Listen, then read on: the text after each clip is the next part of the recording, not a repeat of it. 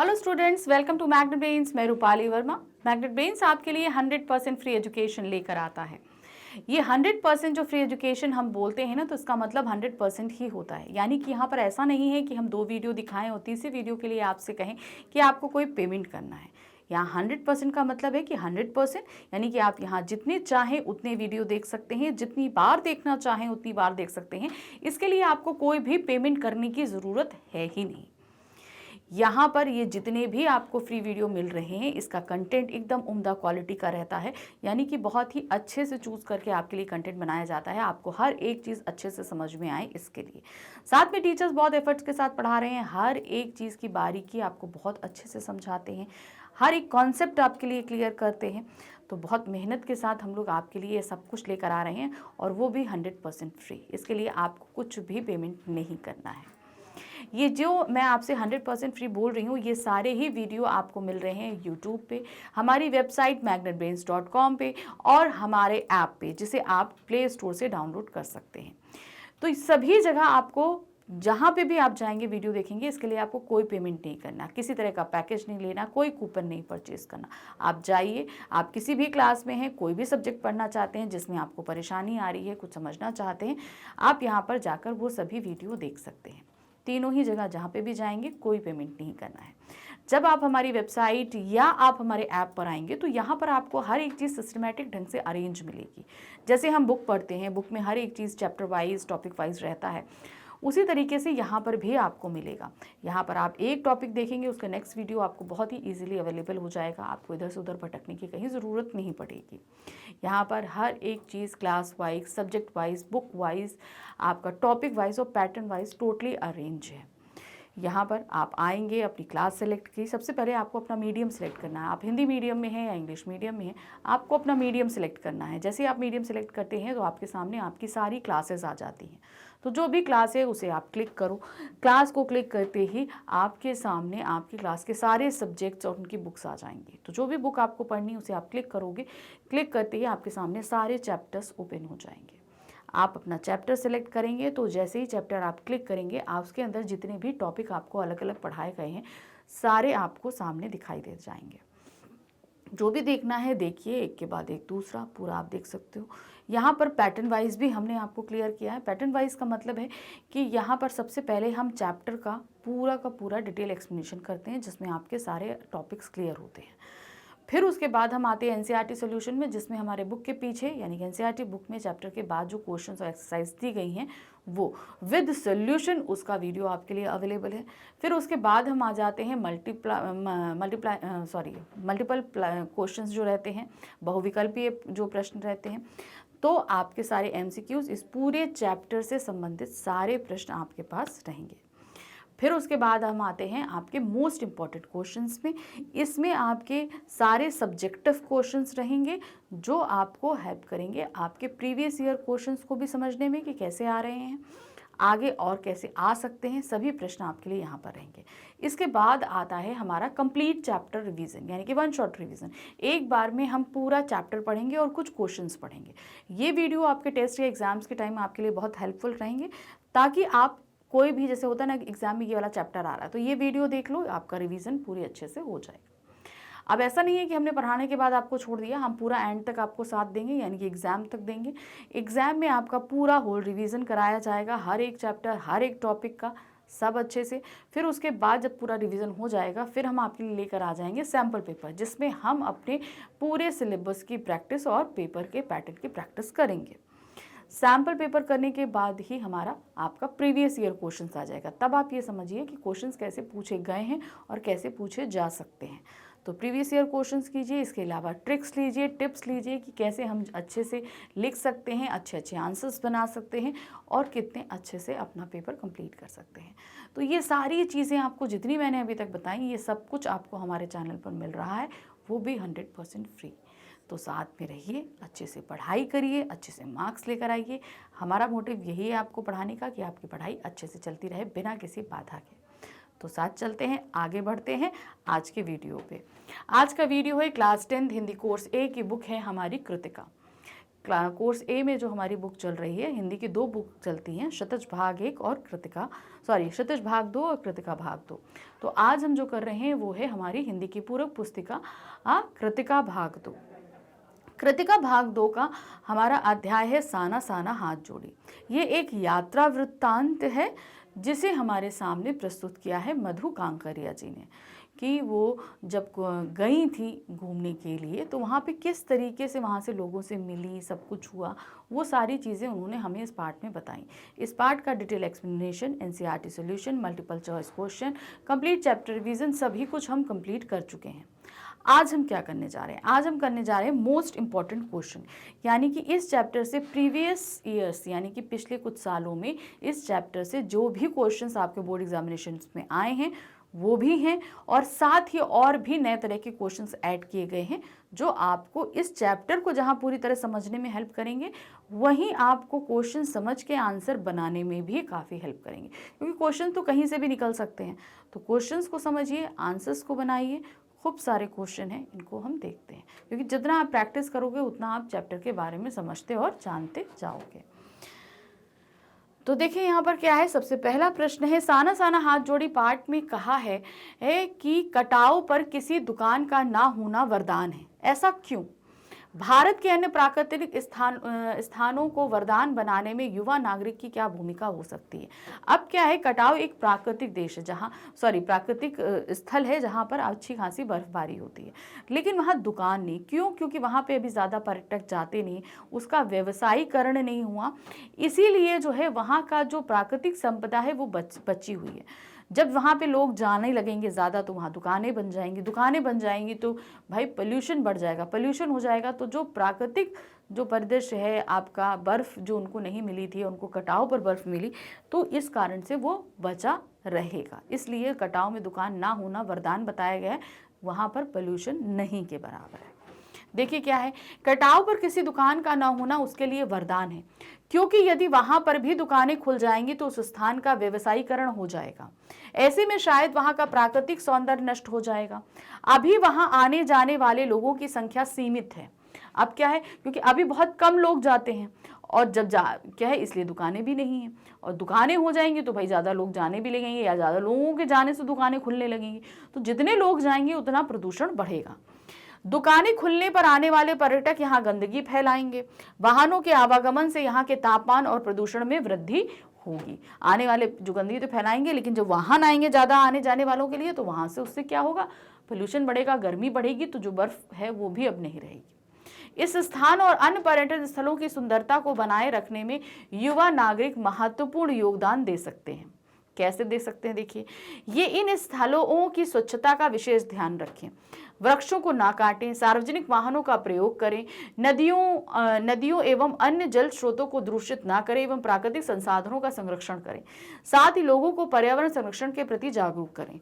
तो कहने का मतलब है, देखिए, हम सभी घूमने जाते हैं, घूमने जाइए वहाँ पर, तो हमेशा ये मत सोचिए कि मैं अपने व्हीकल से चलूँ। जो चलता है आपका सार्वजनिक वाहन, उससे जाइए तो वाहन कम रहेंगे, लोग ज़्यादा रहेंगे। ऐसे हर व्यक्ति अगर अपना अपना वाहन लेकर पहुँचेगा तो पोल्यूशन ज़्यादा हो जाएगा। फिर उसके अलावा आप वहाँ जाकर कभी भी गंदगी मत फैलाइए, वहाँ पर घूमिए फिरिए, प्राकृतिक सौंदर्य का आनंद लीजिए। अगर आप खाते पीते हो तो गंदगी अपने पास ही रखिए, अपने पास समेट के, जहाँ कहीं डस्टबिन या गार्बेज बैग्स हो वहाँ पर आप उनको थ्रो कर सकते हैं। फिर इसके अलावा वृक्षों को नुकसान नहीं पहुंचाइए, क्योंकि ये प्राकृतिक संपदा बची ही इन वृक्षों की वजह से है। अगर वो नहीं रहेगी तो ये भी हम इनका आनंद नहीं ले पाएंगे। तो वृक्षों को कभी नहीं काटिए। वहाँ पर पानी के बहुत से स्रोत होते हैं, नदियाँ होती हैं, तालाब होते हैं, उनको कभी गंदा नहीं करिए। पहली चीज़, हम लोग क्या करते हैं, वहाँ पर कपड़े उतार के नहाने लगते हैं, फिर उसके बाद चाहे हाथ पैर धोने लगते हैं, वहाँ पे खाना बनना लगता है, बहुत सारी ऐसी चीज़ें होने लगती हैं। तो ये सारी चीज़ें, उनका प्राकृतिक जो परिदृश्य उसे उसी में रहने दीजिए। तो एक युवा होने के नाते हमारे ये कर्तव्य बनते हैं अपने प्राकृतिक जितने भी ये पर्यटन स्थल हैं उनका संरक्षण के लिए। प्रश्न संख्या 2 है, 7 सिस्टर वाटरफॉल को देख लेखिका ने अपनी भावनाओं को कैसे अभिव्यक्त किया? साना साना हाथ जोड़ी पाठ के आधार पर बनाइए। तो बताइए, यहाँ पर बताना है। तो जो 7 सिस्टर वाटरफॉल को देखा ना, उसको देखकर वो एकदम मंत्रमुग्ध हो गई थी, और उसे बड़ी अच्छी तरीके से उन्होंने अपने मन की भावनाओं को व्यक्त किया। तो उन्होंने क्या बोला, खूब ऊंचाई से गिरते फैन उगलते सेवन सिस्टर वाटरफॉल को देखकर लेखिका मंत्रमुग्ध हो गई। बहुत मतलब फैन उगलता मतलब बहुत ऊंचाई से आ रहा था, तो पानी जो है ना वो सफ़ेद हो गया था, और उस सफ़ेदी के कारण क्या है, जब बहुत उससे गिरता है तो फेन भी बन जाता है उसमें। फेन का मतलब होता है झाग। नीचे बिखरे भारी भरकम पत्थरों पर बैठकर लेखिका जैसे आत्मा का संगीत सुनने लगी। उसका जो पानी था वो आपको अंदर तक, पानी की जो संगीत था, जो मधुर था, वो उनके अंदर तक उन्हें भाव विभोर कर रहा था। झरना उसे जीवन की अनंतता का प्रतीक था, यानी कि जीवन अनंत है, इस चीज का प्रतीक उन्हें वो झरना दिख रहा था। अपने मन की सारी तामसिक वृत्तियां लेखिका को उस निर्मल जल धारा में वह बह जाती सी प्रतीत हुई। तामसी यानी कि प्रवृत्तियां जो हमें मोह माया में बांधे रखती हैं, जो इस भौतिक सुख का आनंद देती हैं, जैसे कि हमें बहुत अच्छा खाना चाहिए, अच्छी लग्जूरियल लाइफ चाहिए, और जैसे बुरी आदतें हमारी होती हैं कुछ, उन सभी को उन्होंने उस जल में बहता हुआ सा प्रतीत किया कि उनके अंदर की सारी बुराइयां उस जल में बह रही हैं। उनका वहां से उठने का मन नहीं हो रहा था। वो प्रदेश इतना सुंदर लग रहा था उनको कि वो वहां से उठने का मन हो ही नहीं रहा था। तो इस तरीके से उन्होंने अपने मन की सारी भावनाओं को व्यक्त किया। प्रश्न संख्या 3 है, सिक्किम की युवती के कथन मैं इंडियन हूं से स्पष्ट होता है कि अपनी जाति, धर्म, क्षेत्र और संप्रदाय से अधिक महत्वपूर्ण राष्ट्र है। आप किस प्रकार राष्ट्र के प्रति अपने कर्तव्य निभाकर देश के प्रति अपना प्रेम प्रकट कर सकते हैं, समझाइए। तो यहाँ पर जब पूछा गया कि आप सिक्किम की नहीं, वो बोलती है कि नहीं मैं इंडियन हूँ, तो ये पता चलता है कि हम अपने धर्म जाति से कहीं बढ़कर राष्ट्र को समझते हैं। तो आप किस तरीके से इस चीज को व्यक्त करते हैं ये आपको बताना है। तो देखिए क्या है, देश के नागरिक के मन में अपने देश के लिए सर्वस्व अर्पण करने की भावना होती है। अतः हमारा कर्तव्य है कि हम अपने देश के स्वाभिमान व गरिमा की रक्षा करते हुए देश के प्रति अपना प्रेम प्रकट करें। मतलब हम जो कुछ भी है हमारा, ऐसा नहीं तो कि हम सिर्फ अपने आप से प्यार करते हैं, हम जिस देश में रह रहे हैं उससे भी हम प्यार करते हैं। तो निस्वार्थ होकर उस प्रेम को व्यक्त कीजिए। उसकी गरिमा अस्मिता को बचाए रखने के लिए हम जो कुछ करते हैं हमें करना चाहिए। हमारा राष्ट्र है तो हम हैं। हमें अपनी जाति, धर्म, क्षेत्र, संप्रदाय से ऊपर उठकर राष्ट्र की सुरक्षा, एकता, सुंदरता व निर्माण के लिए मिलजुल कर कार्य करना चाहिए। यानी कि ये नहीं कि मेरा धर्म पहले, मेरी धर्म जाति, ऐसा कुछ नहीं करना चाहिए। हमारा देश पहले, क्योंकि अगर देश है तो हम हैं। अगर देश के ऊपर कोई खतरा आएगा तो वो खतरा हम पर भी आएगा। तो यहाँ पर अपनी जाति, धर्म, वर्ण को हमें महत्व नहीं देना है, उसके ऊपर हमें देश को देना है। मिलजुल कर कार्य करना चाहिए। हमें अपने राष्ट्र की सुरक्षा के प्रति सजग रहना चाहिए। अपने देश के समस्त नियमों व कानूनों का सत्य निष्ठा से पालन करना हमारा प्रथम कर्तव्य है। तो हमारे देश की सुरक्षा बनी रहे तो इसके अंदर हमें जितने भी कानून आते हैं, जितने भी संविधान आते हैं, हमें इसका सभी का हमें अच्छे से पालन करना है। अपने संविधान में जितने नियम बताए गए हैं उनका अच्छे से पालन करिए, और जितनी भी चीज़ें हैं इन सभी का, हमारे भाई जितने अधिकार हैं उनको तो हम लें, लेकिन हमारे जो कर्तव्य हैं उनका भी हम निर्वहन करें, तभी हमारा देश जो है एक संपन्न बन पाएगा। तो इस तरीके से हमें अपने देश की हर एक चीज़ से हमें सबसे ऊपर अपने देश को रखना चाहिए। हमें अपने चारों ओर के वातावरण को साफ व स्वच्छ रखना चाहिए। अब देश के अंदर भाई स्वच्छता सफाई रहेगी तो लोग स्वस्थ रहेंगे, है ना। हमारा कर्तव्य है कि हम अपने पूरे देश को स्वच्छ बनाए रखें। हम मिलजुल कर देश के अंदर भ्रष्टाचार के विरुद्ध लड़ाई लड़ें और उसे समाप्त करें। तो जहां हम प्रत्यक्ष रूप से गंदगी को साफ कर रहे हैं, वहां अप्रत्यक्ष गंदगी यानी कि जो भ्रष्टाचार है, हमें उसे भी अपने देश से निकाल कर बाहर करना है। चुनावों में अपने वोट का प्रयोग अवश्य करें। अब ये हमारे कर्तव्य हैं ये सभी चीज़। भाई हमको वोट का अधिकार क्यों दिया गया? ताकि हम उसका इस्तेमाल करें और एक सजग सरकार का निर्माण कर सकें। तो उस वोट का हमें इस्तेमाल करना चाहिए। हमारे राष्ट्र का हर बच्चा, हर व्यक्ति शिक्षित होना चाहिए। शिक्षित होना ज़रूरी है, क्योंकि शिक्षा से ही हम अपने देश को आगे बढ़ा सकते हैं। हर क्षेत्र में लड़का लड़की को समान अधिकार मिलने चाहिए। अब होता है भाई, शुरू से होता है कि लड़कियों को सत्य अधिकार नहीं मिले, लेकिन आज लड़कियां हर क्षेत्र में कार्यरत हैं और ये समानता को हमेशा आगे बनाए रखना हमको चलना है। हमें अपने देश की सार्वजनिक संपत्ति को नुकसान ना पहुंचाकर संरक्षित करना चाहिए। देश की संपत्ति जैसे हमारे बहुत सारी चीज़ें हैं, आप देश बनाता है, सड़क है, आपके फुटपाथ हैं, गार्डन हैं, बहुत सारी चीज़ें, इमारतें हैं, सब चीज़ें, तो इनको हमें कभी भी नुकसान नहीं पहुंचाना चाहिए। हमें व्यर्थ समय बर्बाद ना कर ईमानदारी से राष्ट्र को विकास की तरफ ले जाने वाले कार्य करने चाहिए। हमारे अंदर राष्ट्र प्रेम की भावना कूट कूट कर भरी होनी चाहिए, तभी हम अपने राष्ट्र के प्रति अपने कर्तव्य निभा पाएंगे और अपने राष्ट्र को प्रगति के पथ पर ले जाएंगे। हमें हमेशा वो काम करने चाहिए जिससे हमारा राष्ट्र आगे प्रगति की तरफ बढ़े। ऐसे कोई काम मत करिए जिससे हमारे देश को नुकसान हो। तो अपने देश के प्रति अपने अंदर इज्जत रखिए, भावना रखिए, प्रेम रखिए और अपने देश को हमेशा आगे बढ़ने के लिए जो भी काम करें हमेशा ये सोच कर करें कि हमें सिर्फ हमें आगे नहीं बढ़ना है, हमारे देश को आगे बढ़ना है। प्रश्न संख्या 4 है, साना साना हाथ जोड़ी के आधार पर लिखिए कि देश की सीमा पर सैनिक किस प्रकार की कठिनाइयों से जूझते हैं, उनके प्रति भारतीय युवकों का क्या उत्तरदायित्व होना चाहिए। अब कैसे, अब आप हमारी सीमा देखेंगे, अगर उत्तर में है तो बिल्कुल माइनस टेम्परेचर में जाता है। आप आ जाइए राजस्थान के साइड में तो वहाँ पर आप देखेंगे कि वहाँ पे कितनी भयंकर गर्मी पड़ती है। समुद्र के साइड में आ जाइए आप, और इधर सब जाइए पहाड़ों में, मतलब एक एक्सट्रीम कंडीशंस जो वेदर की होती है वो झेलते हैं हमारे सैनिक, है ना। माइनस में टेम्परेचर होता है, 50 डिग्री तक टेम्परेचर होता है, एकदम भयंकर गर्मी, भयंकर ठंड को झेलते हैं। तो देखिए क्या है, देश की सीमा पर सैनिक कड़कड़ाती ठंड में भी पहरा देते हैं, जहाँ गर्मी में भी तापमान 15 डिग्री सेल्सियस होता है। वे सर्दी हो या गर्मी, हर मौसम में देश की सुरक्षा के लिए सीमा पर डटे रहते हैं। जैसा भी वेदर हो हमेशा वो क्या होता है, सीमा पर डटे रहते हैं ताकि हम चैन की नींद सो सकें। सिर्फ इसलिए डटे रहते हैं ताकि हमारे देश में अंदर जो लोग रह रहे हैं उनको कोई खतरा ना हो, उनका सुकून चैन बना रहे। ये सैनिक हर पल कठिनाइयों से जूझते हुए, प्रकृति के प्रकोप को सहते हुए, अपनी जान हथेली पर रखकर भूखे प्यासे रहकर अपना कर्तव्य करते हैं। कभी कभी आप देखेंगे ऐसे एक्सट्रीम कंडीशन होते हैं कि वहाँ पर खाना तक उन लोगों के लिए मुहैया नहीं हो पाता, तो उस कंडीशन में भी वो लोग काम करते रहते हैं। उनके प्रति भारतीय युवकों का भी उत्तरदायित्व बनता है, हम भारतीयों का भी उत्तरदायित्व बनता है। क्या है, युवकों को उनके परिवार वालों के साथ हमेशा सहानुभूति, प्यार व सम्मान के साथ पेश आना चाहिए। भाई उनके जिस घर से वो बच्चा गया है बाहर सैनिक बनकर, तो उस घर की जिम्मेदारी अब क्या है, अब बाहर के लोगों की हो जाती है कि हमेशा उनके साथ मान सम्मान बनाए रखें, उन्हें किसी हेल्प की ज़रूरत है तो उनकी हेल्प करें, तो किसी तरह की उनको कोई परेशानी ना हो, ये ध्यान रखना हम लोग का कर्तव्य हो जाता है। उन्हें हर प्रकार की सहायता देनी चाहिए, ये ध्यान रखना चाहिए कि उनको किसी प्रकार का कोई कष्ट या अभाव ना हो, उनके बच्चों की शिक्षा दीक्षा सही प्रकार से हो। युवकों को अपने सैनिकों की सलामती के लिए दुआ भी करनी चाहिए। जहां हम उनके परिवार के, उनके बच्चों का ध्यान रख रहे हैं, वही हमारी प्रेयर में हमेशा जो है इन सैनिकों की सलामती की दुआ होनी चाहिए।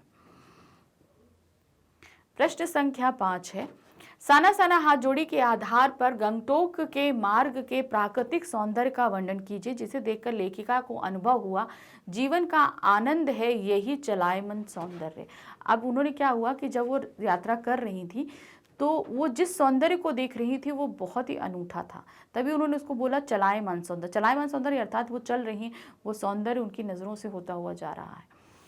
देखिए क्या, प्राकृतिक सौंदर्य के अलौकिक आनंद में डूबी लेखिका मौन भाव से शांत हो गई। अर्थात जब हमें बहुत सुंदर और सुकून देने वाली चीज़ होती है ना, तो हम शांति से उस चीज़ का आनंद लेते हैं। किसी ऋषि की भांति सारे परिदृश्य को अपने भीतर भर लेना चाहती थी, यानी कि यहाँ का जितना भी दृश्य था उसे वो अपने अंदर भर लेना चाहती थी, इसलिए शांति से वो सारा नज़ारा वो देख रही थी।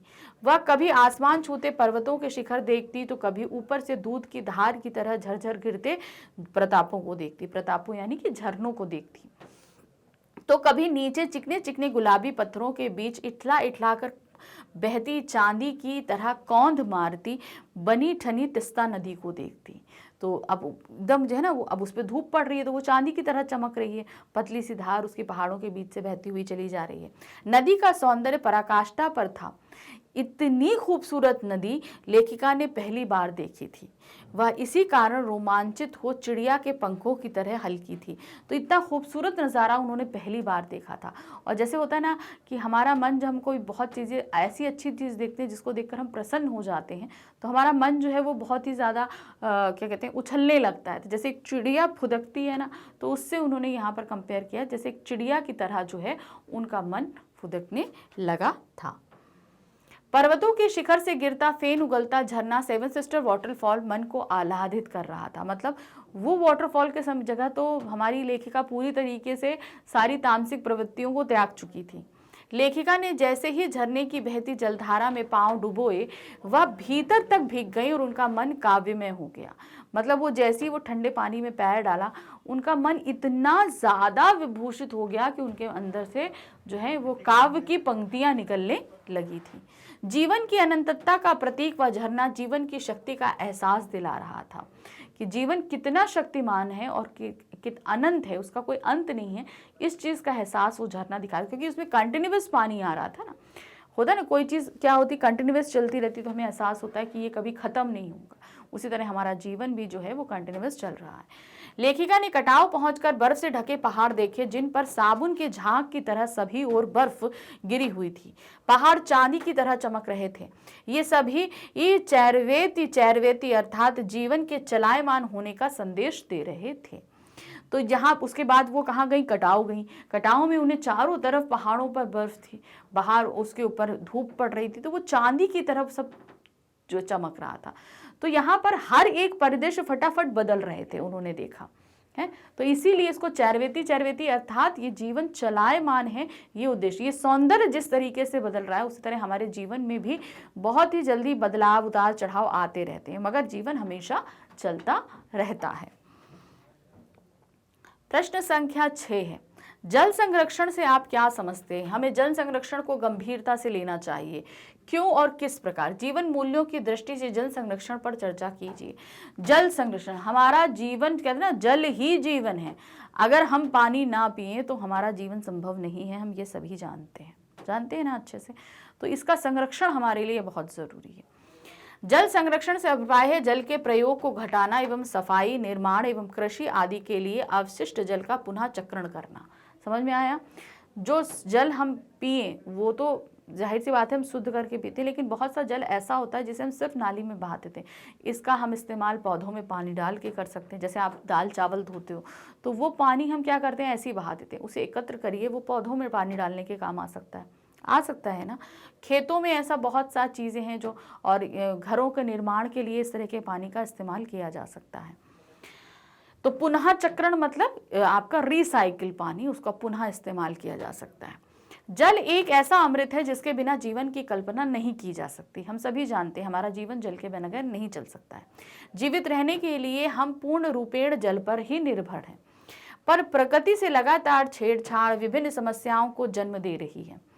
अंधाधुंध वृक्षों की कटाई एवं प्राकृतिक संसाधनों के विकास से वर्षा भी अनियमित होती जा रही है। अब यहाँ पर क्या है, आप देखोगे जो इतना ज़्यादा प्राकृतिक संसाधन हम पेड़ों को काट रहे हैं, उनका प्राकृतिक संसाधनों का दोहन कर रहे हैं, तो प्रकृति का चक्र भी अनियमित होता जा रहा है।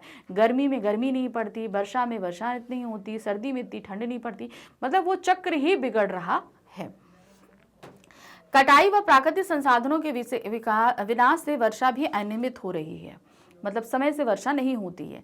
जल के अभाव से भूजल स्तर में कमी आ गई है, जिसके कारण खेतों की मिट्टी में अपर्याप्त कमी आई है। तो अब यहाँ पर देखेंगे क्या, अभी जो वर्षा नहीं होती, इससे जो हमारा अंडर वाटर लेवल होता है वो पानी बहुत नीचे चलता चला जा रहा है।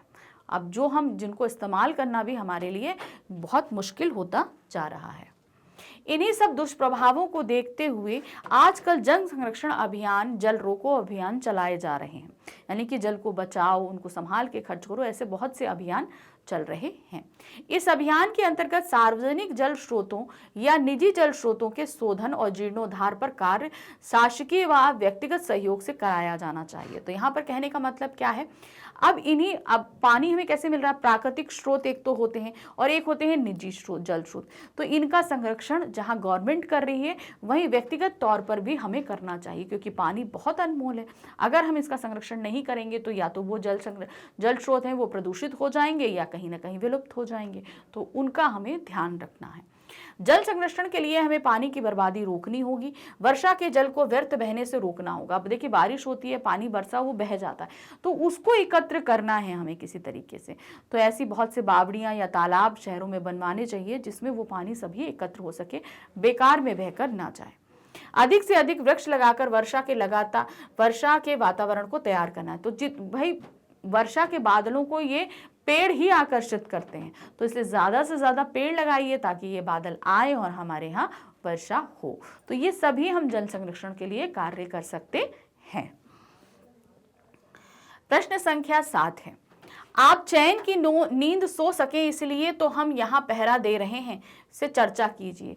तो ये रास्ते में मिले एक सैनिक के वक्तव्य थे जो लेखिका से बात करते हुए उन्होंने बोला था। अब इस पे चर्चा आपको ये करनी है कि कैसे हमारे सैनिक सरहद पर जो है हमारे लिए हमेशा इतनी कड़ी मेहनत करते रहते हैं, वो आपको यहाँ बताना है। तो देखिए क्या है ये कथन पाठ साना साना हाथ जोड़ी में एक फौजी ने कहा जब लेखिका ने उनसे पूछा था कि इतनी ठंड में वे वहाँ कैसे रहते हैं, मतलब वहाँ बहुत ठंडा है तो वो वहाँ कैसे रहते हैं। इस कथन से हमें पता चलता है कि फौजी अपने देश और देशवासियों के भविष्य के लिए निस्वार्थ भाव से अपने आज को ठुकरा देते हैं।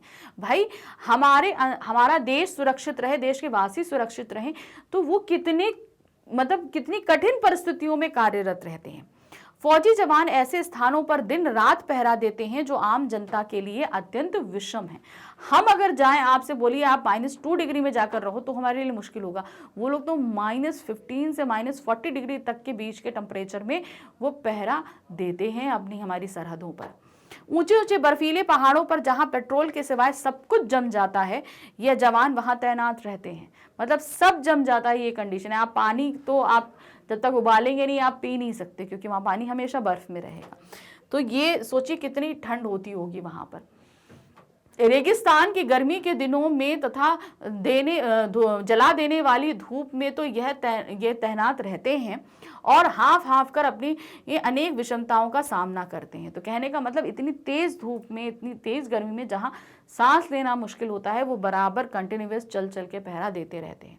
उन्हें लगातार दुश्मनों का सामना करना पड़ता है। एक तो इतनी एक्सट्रीम वेदर और उसके ऊपर दुश्मन भी हमला करता रहता है, तो उनसे भी लड़ना है। ये जवान हमारे देश का गौरव और प्रतिष्ठा अनुसरण करने वाली महारथी हैं। यानी कि ये वो लोग हैं जिनका अनुसरण हमको करना चाहिए। अतः हमारा यह फर्ज बनता है कि हम उन्हें मान दें, सम्मान दें, उनके परिवारों के प्रति आत्मीय संबंध बनाए रखें। फौजी जवान सीमाओं पर तैनात हैं। इस तथ्य को जानते हुए देश के लोग चैन की नींद सो पाते हैं। इसीलिए हम इतना तो कर ही सकते हैं कि जवानों के गर्म कपड़े भिजवाएं, दवाइयां भिजवाएं, उन्हें सम्मानित करें। तो मतलब वो हमारे लिए सरहद पर तैनात हैं, हम सुरक्षित हैं, इसीलिए हम अपने घरों में चैन की नींद सोते हैं। तो हमारा इतना फ़र्ज़ बनता है कि जो लोग वहाँ पर कार्यरत हैं उनके लिए जितने रिसोर्सेज हम भेज सकते हैं हम वो भेजें, उनके परिवारों की हम हेल्प करें, उनकी देखभाल करें, उन्हें मान सम्मान दें, समाज में उनका अपना दर्जा बनाए रखें। तो ये सारी कुछ चीज़ें ऐसी हैं जो हम कर सकते हैं और हमें करनी चाहिए। अब हमारे पास आ गया प्रश्न संख्या 8। क्या दिया है, कितना कम लेकर ये समाज को कितना अधिक वापस लौटा देती हैं। साना साना हाथ जोड़ी पाठ के इस कथन में निहित जीवन मूल्यों को स्पष्ट कीजिए। बताइए कि देश की प्रगति में नागरिक की क्या भूमिका है। तो ये वहाँ पर काम कर रही स्त्रियों के बारे में उन्होंने बोला है। वहाँ की स्त्रियाँ बहुत ज़्यादा मेहनतकश होती हैं, बहुत अच्छे से मेहनत करती हैं, तो उनके लिए ये बात बोली गई है। तो देखिए क्या है, लेखिका यह बात उन स्त्रियों को देखकर कही जो पहाड़ों के भारी भरकम पत्थरों को तोड़कर रास्ता बनाने का श्रम साध्य कार्य करने में लगी रहती। कहते हैं ना, स्त्रियों की एक छवि है बहुत ही नाजुक सी, कोमल सी, लेकिन पहाड़ों में स्त्रियों का जो रूप होता है वो बहुत ही ज़्यादा मेहनत कश होता है, क्योंकि उनका जीवन शैली ऐसी होती है। अब देखिए आप पहाड़ पे रह रहे हो तो पानी लेने के लिए आपको तलहटी में आना पड़ेगा। कहीं आसपास दूर दूर तक गांव भी बहुत बहुत दूर डिस्टेंस पे होते हैं, स्कूल जो हैं वो बहुत दूर पे होते हैं, आपके रिसोर्सेज जो होते हैं वो बहुत दूर होते हैं। तो मतलब उनके लिए बहुत मेहनत करना पड़ता है। पहाड़ों पर चढ़ना, जहाँ पे हम लोग अगर नॉर्मल जाए पहाड़ पर चढ़ने के लिए हम लोग को कितनी मेहनत करनी पड़ेगी, लेकिन इन स्त्रियों के साथ में क्या रहता है, ये लोग सामान पीठ पे लाद के जो है चढ़ती हैं, बच्चों को पीठ पे लाद के चढ़ती हैं, और ऊपर जैसे ये पत्थर तोड़ने जैसे काम, ये जो मुश्किल काम है वो बहुत अच्छे से करती हैं। उन्हें बहुत कम पैसा मिलता है। अब इसके ये जो मेहनत कर रही है ना, जो पत्थर तोड़ के रास्ता बनाने का काम, इसके लिए उनको पैसा बहुत कम मिल रहा है। पर वे देश समाज को बहुत अधिक लौटा देती हैं। मतलब पैसा कम मिल रहा है, लेकिन अब सोचिए हमारे लिए वो कितने आसान सुलभ रास्ते बना रही है, चौड़े चौड़े रास्ते, एकदम बढ़िया से हम फर्राटे से गाड़ी से चले जाते हैं, तो कितना कम लेकर वो कितना कुछ हमें दे रही हैं। देश की आम जनता भी देश की प्रगति में भरपूर योगदान करती है और उसे उतना ही मिल पाता है जितने की वह हकदार होती है। हम ऐसे बहुत से काम करते हैं जिसके लिए हमें उतना मेहनताना नहीं मिलता जितना मिलना चाहिए, और उसके लिए क्या होता है, अब आप देखिए कि हम बहुत ज़्यादा मेहनत कर रहे हैं लेकिन हमें उतना मेहनताना नहीं मिलता, लेकिन समाज उससे बहुत ज़्यादा फायदा उठाता है। देश के श्रमिक एवं किसान देश की प्रगति के लिए कष्ट साध्य कार्यों को करते हैं, ऐसा काम जिसके लिए उन्हें बहुत ज़्यादा मेहनत करनी पड़ती है। अब देखिए कितना मेहनत उनको करनी पड़ रही है और उसके लिए उन्हें कितना मेहनताना मिल रहा है, बहुत कम मिल रहा है। चाहे किसान हो, हमारे अन्नदाता होते हैं, हमें अनाज देते हैं। श्रमिक कितना जी तोड़ काम, इतने वेदर में काम करते हैं, कितने बड़ी बड़ी बोरियां ईंटें पत्थर ढोते हैं, कितने बड़े बड़े इमारतों को खड़ा करते हैं हमारी सुविधा के लिए, मगर उनको मेहनताना बहुत कम मिलता है। यदि वे कार्य ना करें तो देश प्रगति की राह पर नहीं बढ़ सकता है। जाहिर सी बात है, नहीं करेंगे तो नहीं बढ़ सकता। उनके अलावा अन्य लोगों को भी ही बहुत बड़ी भूमिका है, बहुत सारे हैं।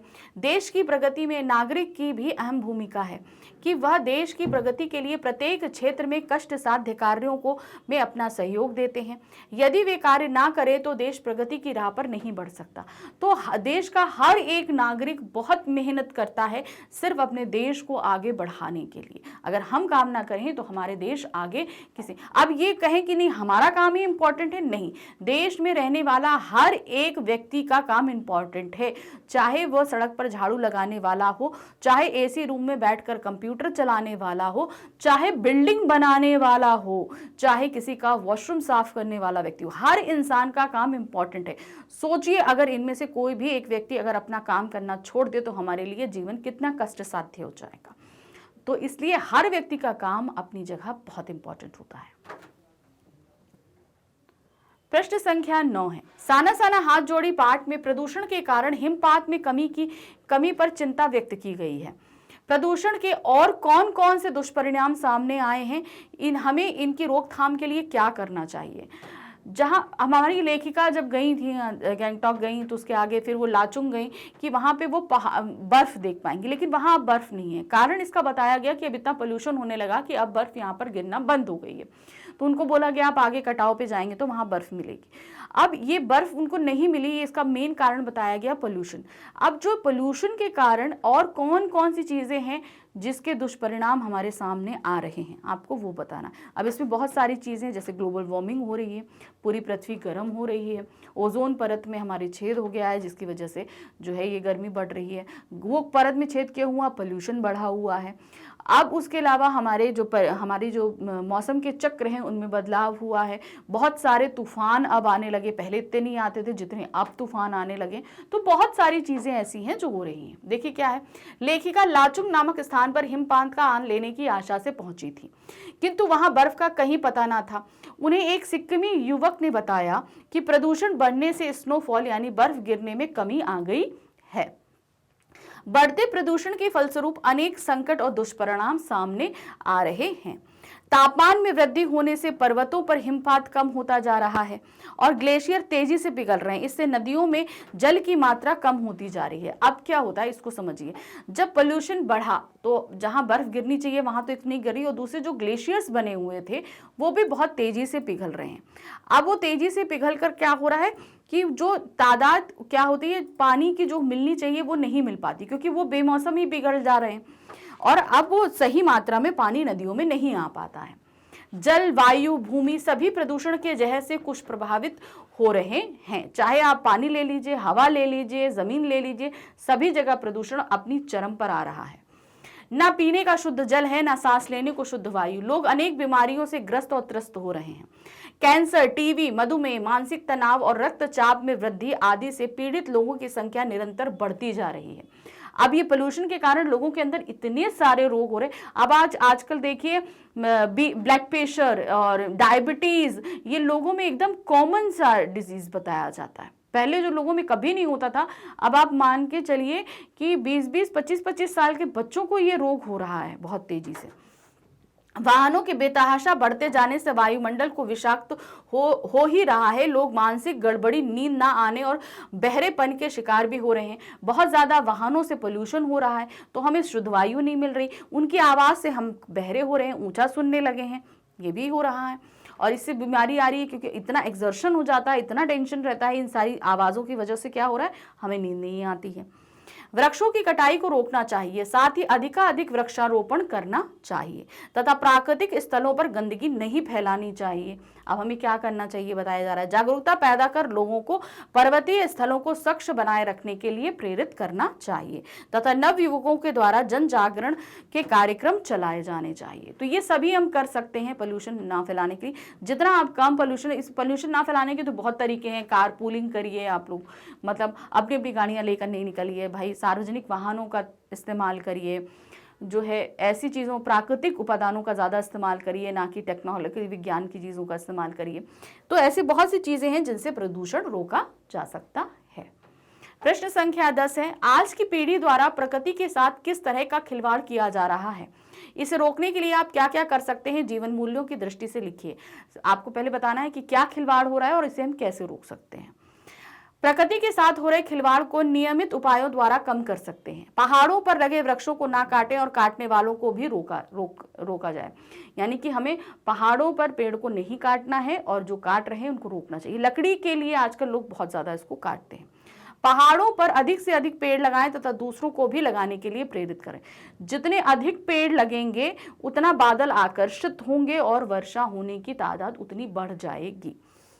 कम से कम वाहनों का प्रयोग करें जिससे प्रदूषण कम फैलेगा। तो हमें कम वाहनों का प्रयोग करना चाहिए। जैसे कि बताया गया कि सार्वजनिक वाहनों का ज़्यादा इस्तेमाल करिए। आपके आसपास अगर लोग एक ही जगह जा रहे हैं तो कारपूलिंग का इस्तेमाल करिए। तो इससे क्या होगा, जितने कम वाहन होंगे उतना पोल्यूशन कम होगा वातावरण में। नदियों आदि में गंदे नाले, अपशिष्ट पदार्थों को बहना बंद करके, अब क्या है, हमारे शहरों की जो फैक्ट्रीज हैं और नाले हैं ये सभी कहाँ है, नदियों में उतार दिए जाते हैं और नदियों का जल भी प्रदूषित हो जाता है, पीने लायक नहीं रह जाता है। तो हमें सबसे पहले ये जो अपशिष्ट पदार्थ हैं और जो फैक्ट्री के जितने भी जो अपशिष्ट पदार्थ हैं उन्हें नदियों में जाने से रोकना होगा और उसका सही तरह से निस्तारण भी सोचना होगा। पॉलीथीन का प्रयोग कम करके, सबसे बड़ी चीज जो है वो है पॉलीथीन। पॉलीथीन बहुत हद तक ब्लॉकेज करती है हमारी नालियों को और हमारे स्वास्थ्य को भी हार्मफुल करती है और ये कभी भी जो है मिट्टी में डिसॉल्व नहीं होती। तो बहुत हार्मफुल चीज़ है, इसका इस्तेमाल आप ना के बराबर करें तो ही अच्छा रहता है। आप अपने से कहीं जाइए, अपने साथ कपड़ों के थैले लेकर जाइए। तो और अगर सामान वो पॉलीथीन में देता है, नहीं आप मुझे कागज़ के थैले में दो, तो इस तरीके की आप डिमांड कर सकते हो और ज़्यादातर कोशिश करें अपने साथ बैग अपना एक रखें। प्रश्न संख्या 11 है, ऐसा कौन सा दृश्य लेखिका ने देखा जिसने उसकी चेतना को झंझोर डाला? साना साना हाथ जोड़ी पाठ के आधार पर संक्षेप में लिखिए। तो अब क्या होगा, इतना सुंदर परिदृश्य, पूरे रास्ते इस सुंदरता को निहारती गई, लेकिन जिसने झंझोरा वो था वो औरतें जो इतनी हाइट पे इतना श्रमसाध्य काम कर रही थी। उसने देखिए क्या, लेखिका जब प्रकृति के अलौकिक सौंदर्य में डूबी हुई थी उस समय उनका ध्यान पत्थर तोड़ती हुई पहाड़ी औरतों पर गया जिनके शरीर तो गुथे हुए आटे के समान कोमल थे। मतलब बहुत ही एक तो बहुत गोरी होती है, सॉफ्ट एकदम कोमल सा जैसे होता है ना, देखने से सॉफ्टनेस होती है, वो उनका शरीर वैसा लग रहा था। किंतु उनके हाथों में कुदाल और हथौड़े थे। अब उनके हाथ में क्या था, कुदाल और हथौड़े। अब देखिए, देखने में इतनी सुंदर और कोमल सी और काम कितना टफ कर रही हैं। उनमें से कुछ की पीठ पर बंधी एक बड़ी टोकरी में उनके बच्चे भी थे। बच्चों में छोटे छोटे बच्चे हैं तो उनको भी लेके आके काम करना है, तो वो टोकरी एक पीठ पे बांध रहती, उसी में उनके बच्चे भी रहते थे। इतने स्वर्गीय सौंदर्य के बीच मातृत्व और सम साधना के साथ साथ भूख, मौत, दैन्य और जिंदा रहने की जंग पहाड़ों में रास्ता बनाने वाली ये श्रमिक औरतें झेल रही थी। अब इतना अच्छा सौंदर्य था चारों तरफ, ऐसा कि जैसे हमें स्वर्ग में आभास दे। उसके बीच ये औरतें ऐसा माँ ममतब्द है क्योंकि बच्चा भी साथ में है, काम कितना श्रम साध्य कर रही है, कितना मुश्किल काम कर रही हैं। वो भूख से लड़ रही हैं, क्यों? क्योंकि उन्हें खाना चाहिए, इसलिए वो इतना मुश्किल काम कर रही हैं। जिस परिदृश्य में वो काम कर रही हैं वहां मौत उनके सर पर नाच रही है, कब से ऊपर पत्थर गिर जाए नहीं पता। दैन्य स्थिति और जिंदा रहने की जंग है। तो ये सभी स्थितियों में वो कोमल औरतें वहां पर काम कर रही हैं। प्राकृतिक सौंदर्य में इस दृश्य ने लेखिका की चेतना को झंझोर दिया। जहां वो इतनी सुंदर परिदृश्य को देखकर इतना खुश थी, इतना था, वो इस चीज को देखकर वो अंदर तक हिल चुकी थी। प्रश्न संख्या 12 है, प्राकृतिक सौंदर्य के अलौकिक दृश्यों में डूबकर मनुष्य अपनी परेशानियां भूल जाता है। साना साना हाथ जोड़ी पाठ के आधार पर बताइए। जब कोई बहुत सुंदर चीज हो, अब क्या होता है ना, हम लोग घूमने किस लिए जाते हैं? देखो, पहली चीज ये होती है, हम घूमने इसलिए जाते हैं कि हम अपने डेली रूटीन के स्ट्रेस को से हटना चाहते हैं। तो अब क्या होता है, जब वो प्राकृतिक सौंदर्य हमें देखने को मिलता है ना, तो हम ये जितना स्ट्रेस है हम सब भूल जाते हैं। तो यही लेखिका के साथ भी हुआ था। तो इसको कैसे लिखेंगे? देखिए, प्राकृतिक सौंदर्य के अलौकिक दृश्यों में डूबकर मनुष्य अपनी परेशानियां भूल जाता है, क्योंकि वहां की सुंदरता में हमारा जो हम डेली शहरों में जो अपनी रूटीन लाइफ एकदम टाइम टू टाइम हर एक चीज कर रहे होते हैं, वहां पहुंचकर हम इन सारी चीजों से निजात पा जाते हैं। अपनी यात्रा में लेखिका को कहीं हिमालय का विशालकाय रूप तथा पर्वत शिखरों के बीच दूध की धार की तरह झरझर गिरते हुए जलप्रपात दिखाई देते हैं, तो कहीं चांदी की तरह चमक मारती तिस्ता नदी जो सिलीगुड़ी से ही लगातार साथ चल रही थी। ऐसी प्रतीत हो रहा था मन को शांत करने वाला पर्वतों के शिखर से गिरता फेन उगलता झरना सेवन सिस्टर वाटरफॉल मन को आह्लादित कर रहा था। उसकी सुंदरता देखकर ऐसा लगता था कि जीवन की अनंतता का प्रतीक वह झरना जीवन की शक्ति का एहसास दिला रहा है। तो ये सारा प्राकृतिक सौंदर्य आपको बताना है कि यहाँ पे आकर लेखिका जो है इस प्राकृतिक सौंदर्य में अपनी सारे परेशानियों को भूल चुकी थी। चाहे वो सेवन सिस्टर वाटरफॉल हो, चाहे वो तिस्ता नदी हो, चाहे पहाड़ हो, क्या कहते हैं, बर्फ से ढके हुए, चाहे फन फन गिरते झरने हों, सभी उनका जितना ध्यान था वो इस प्राकृतिक सौंदर्य में लगा हुआ था और वो अपनी परेशानियों को पूरी तरीके से भूल चुकी थी। प्रश्न संख्या 13 है, जितेन नार्गे ने लेखिका को सिक्किम के जनजीवन के बारे में क्या क्या महत्वपूर्ण जानकारी दी? अब उनके साथ जो उनके गाइड थे जितेन नार्गे, उन्होंने वहां के जनजीवन के बारे में लेखिका को क्या क्या बताया, ये बताना है आपको। नार्गे ने बताया कि यहाँ के लोग बहुत परिश्रमी हैं। यहाँ के बच्चे पढ़ाई के साथ साथ शाम को अपनी माँ के साथ मवेशी चराने भरने, वे लकड़ियों के गट्ठर धोने का काम भी करते हैं। तो जहाँ वो पूरा दिन स्कूल में बिताने के बाद में वो शाम को अपने माँ की कामों में हेल्प भी कर रहे हैं, क्योंकि वहाँ का जीवन हमने बताया ना बहुत मुश्किल है। तो मवेशी उनके लिए बहुत ज़रूरी है, लकड़ी ज़रूरी है उनकी गर्माहट के लिए, खाना पकाने के लिए। वहाँ के लोग बौद्ध धर्म में आस्था रखते हैं।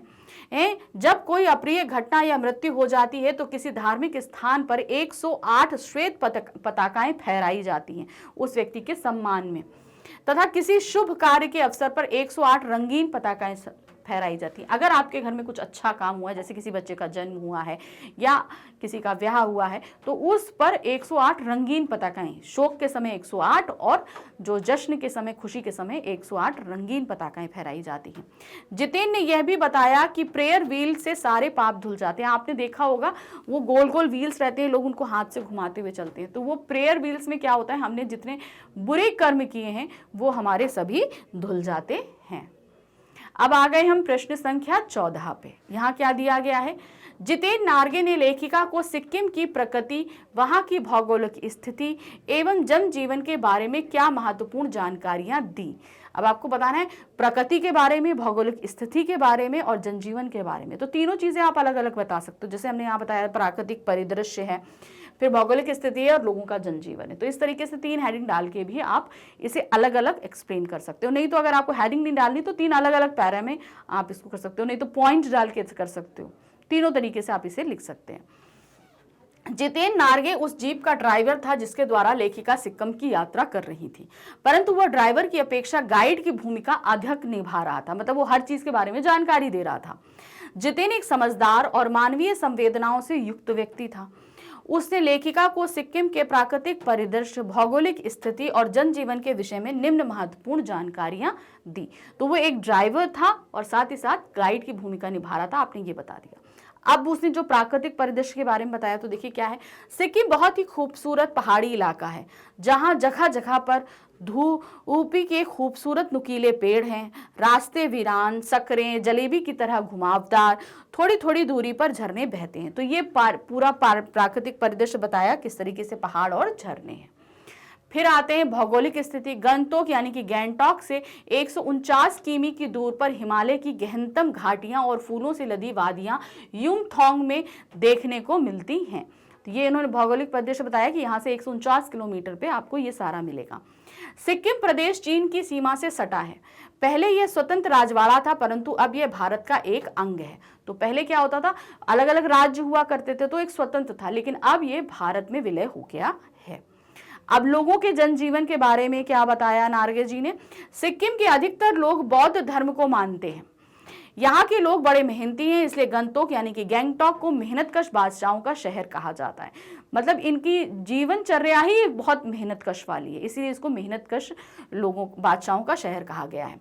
यहाँ की स्त्रियां भी कठोर परिश्रम करती हैं, ये सिर्फ नहीं मर्द, स्त्रियां भी करती हैं। वे स्वेटर बुनती हैं, घर संभालती हैं, खेती करती हैं और पत्थर तोड़ तोड़ कर सड़कें भी बनाती हैं। तो जहां एक घरेलू स्त्री का काम वो निभा रही हैं, वहीं एक मेहनत का काम भी पत्थर तोड़ने जैसा वो करती हैं। वे चाय की पत्तियां चुनने बाग में जाती हैं। कई बार बच्चों को पीठ पर बांधी टोको यानी कि बड़ी टोकरी में अपने साथ रखती हैं। अब देखिए क्या है, जब वो बाहर जा रही हैं तो भी वो अपनी रिस्पॉन्सिबिलिटीज नहीं भूल रही हैं।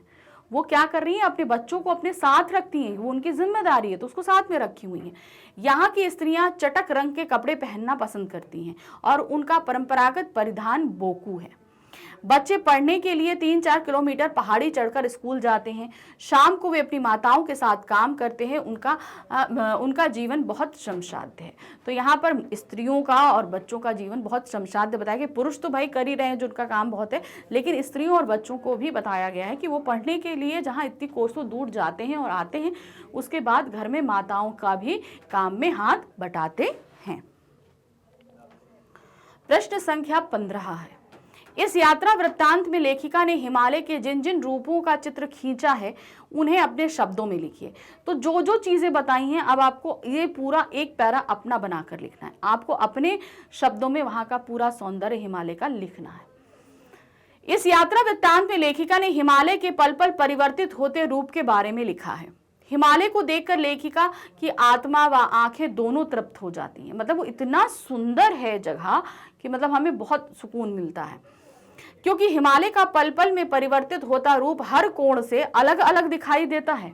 आप किसी भी एरिया में देखो, आपको कभी यहाँ दिखाई देगा एकदम पहाड़ जो हैं वो हिम से ढके हुए हैं, कभी हरियाली है और कभी एकदम नंगे पहाड़ है। तो इस तरीके से पल पल जो परिदृश्य परिवर्तित हो रहा है वो उन्हें बहुत अच्छा लग रहा था।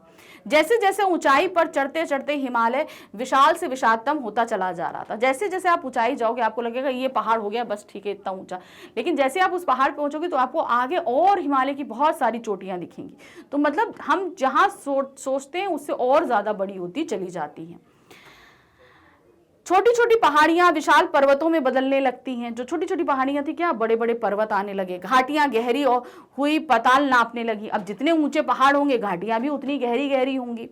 वादियां चौड़ी होने लगती हैं जिनके बीच रंग बिरंगे फूल मुस्कुराते हुए से नजर आते हैं। चारों ओर प्राकृतिक सुषमा बिखरी नजर आती है। चारों तरफ ये सुंदरता हमें दिखाई दे रही होती है। जलप्रपात अत्यंत ऊंचाई से पत्थरों के बीच वेग से जलधारा बनाकर नीचे गिरते हुए मनमोहक से प्रतीत होते हैं। अब इतने ऊंचे ऊंचे पहाड़ से अगर पानी गिरेगा तो सोचो ना कितनी तेजी से आएगा। पतली पतली धाराएं हैं, खूब तेजी से गिर रही होती हैं। हिमालय कहीं चटक हरे रंग का कालीन ओढ़े है तो कहीं हल्का पीलापन लिए हुए प्रतीत होता है। तो चटक हरे रंग का यानी कि पूरा हरियाली भरा पहाड़ है, पूरे पेड़ पौधे हैं। पीलापन है यानी कि वहां पर हरियाली नहीं है, सिर्फ थोड़ा सा वो बंजर टाइप का है। कहीं प्लास्टर उखड़ी दीवार की तरह पथरीला है तो कहीं पथरीला दिखाई दे रहा है। तो देखते ही देखते समाप्त हो जाता है, मानो किसी ने जादू की छड़ी घुमा दी हो। कभी बादलों की एक मोटी चादर के रूप में सब कुछ बादल में दिखाई देता है। लेखिका के लिए हिमालय सौंदर्य की कविता के साथ साथ दर्शन भी बन गया।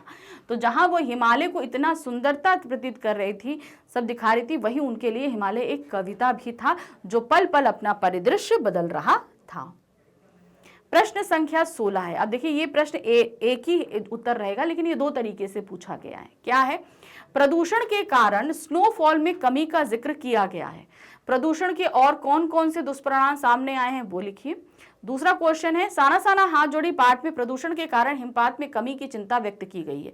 प्रदूषण के और कौन से दुष्परिणाम आए हैं, इसके बारे में रोकथाम के लिए क्या करना चाहिए। तो परिणाम बताने हैं, रोकथाम बतानी है। तो अभी हमने देखो यही सेम क्वेश्चन किया है, लेकिन हमने उसमें रोकथाम के बारे में बात नहीं करी थी। तो अब हम रोकथाम के बारे में भी बात करेंगे। प्रदूषण के कारण ना सिर्फ स्नोफॉल कम हो गया है, बल्कि वातावरण में और भी अनेक प्रतिकूल परिवर्तन आ रहे हैं, जिन्हें हम आजकल देख रहे हैं। इससे नदियों का जल प्रदूषित हो रहा है और जल प्रवाह की मात्रा भी कम हो रही है। नदियों का जल गंदा हो रहा है। भाई पानी अगर वेग से नहीं बहेगा, नदी क्या करती है, सारी गंदगी लेकर वो बहती है। अगर उसमें पानी कम रहेगा तो वो उतने वेग से नहीं बहेगी, तो गंदगी सारी फ्लश आउट नहीं हो पाएगी और नदियां गंदी होती जाएंगी। भूमि का जल का स्तर गिरता जा रहा है। अंडर वाटर पानी जो है, लेवल पानी जो है, अंडरग्राउंड वाटर जो होता है वो भी नीचे जा रहा है, जिसके फलस्वरूप पीने योग्य पानी में कमी सामने आ रही है। भाई हम पीने योग्य पानी जो है, साफ स्वच्छ पानी कहाँ है, बोरिंग के थ्रू पानी जो जमीन के अंदर पानी है वो लेते हैं ना। तो अब वो पानी में भी कमी आ रही है, क्योंकि वो लेवल जो है धीरे धीरे नीचे जा रहा है। प्रदूषण के कारण वायु प्रदूषित हो रही है, जिससे मनुष्य अस्थमा, कैंसर तथा उच्च रक्तचाप जैसे अनेक रोगों से ग्रसित हो रहा है। ध्वनि प्रदूषण में शांति भंग हो गई है। इसमें बहरापन, अनिद्रा और मानसिक अस्थिरता जैसी अनेक बीमारियां होने लगी हैं। प्रदूषण के कारण मनुष्य खुशहाल व निरोगी जीवन से दूर हो गया है। तो किस तरीके से यहाँ इन सभी के कारण हमको इतनी सारी बीमारियां भी हो रही हैं। मनुष्य, पशुओं, पक्षियों एवं वनस्पतियों को स्वस्थ एवं जीवित रहने के लिए हमारे पर्यावरण का स्वच्छ रहना अति आवश्यक है। हम चाहते हैं कि हम जीवित रहें, सारे पशु पक्षी जीवित रहें, ये कोई सिस्टम चलता रहे, तो ज़रूरी है कि भाई ये हमारा जो प्रकृति है वो स्वच्छ बनी रहे। वनों की कटाई तथा नदियों में अपशिष्ट पदार्थों को बहने से रोकना होगा। कारखानों की चिमनियों तथा वाहनों से निकलने वाले धुओं का शोधन व उनकी मात्रा को कम करके करना होगा। तो जो फैक्ट्री से जो चिमनियों से धुआं निकलता है, भाई उसमें फिल्टरेशन करना चाहिए, कम धुआं निकले। अपने वाहनों में भी हमें इस चीज़ का ध्यान रखना चाहिए। वृक्षारोपण को बढ़ावा देकर प्रदूषण की रोकथाम की जा सकती। सबसे बड़ी चीज जो हमें करनी है, जो सब समस्याओं का हल ले सकती है, वो है जितने से जितने आप पेड़ लगाओगे वो पोल्यूशन को उतना अपने अंदर एब्जॉर्व करेगा। तो इसलिए ज्यादा से ज्यादा पेड़ लगाइए। प्रश्न संख्या 17 है, सेवन सिस्टर वाटरफॉल को देख लेखिका ने अपनी भावनाओं को कैसे अभिव्यक्त किया, साना साना पाठ के आधार पर लिखिए। तो देखिए क्या है, सेवन सिस्टर वाटरफॉल को देख लेखिका वहां के प्राकृतिक सौंदर्य में इतना खो गई कि उनका दिल वहां से जाने को नहीं कर रहा था। मतलब वो इतना सुंदर था, उन्हें लग रहा था वो यहीं पर रहें, अब यहाँ से ना जाएं।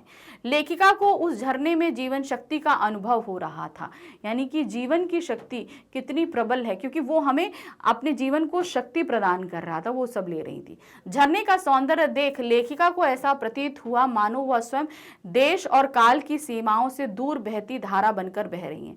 मतलब इस समय वो अपने आप को पूरी तरह स्वच्छंद महसूस कर रही थी, समय में, काल में बंधा हुआ अपने आप को नहीं मान रही थी। अपने पीछे जो जितनी सारी चीजें थी वो सब कुछ भूल चुकी थी।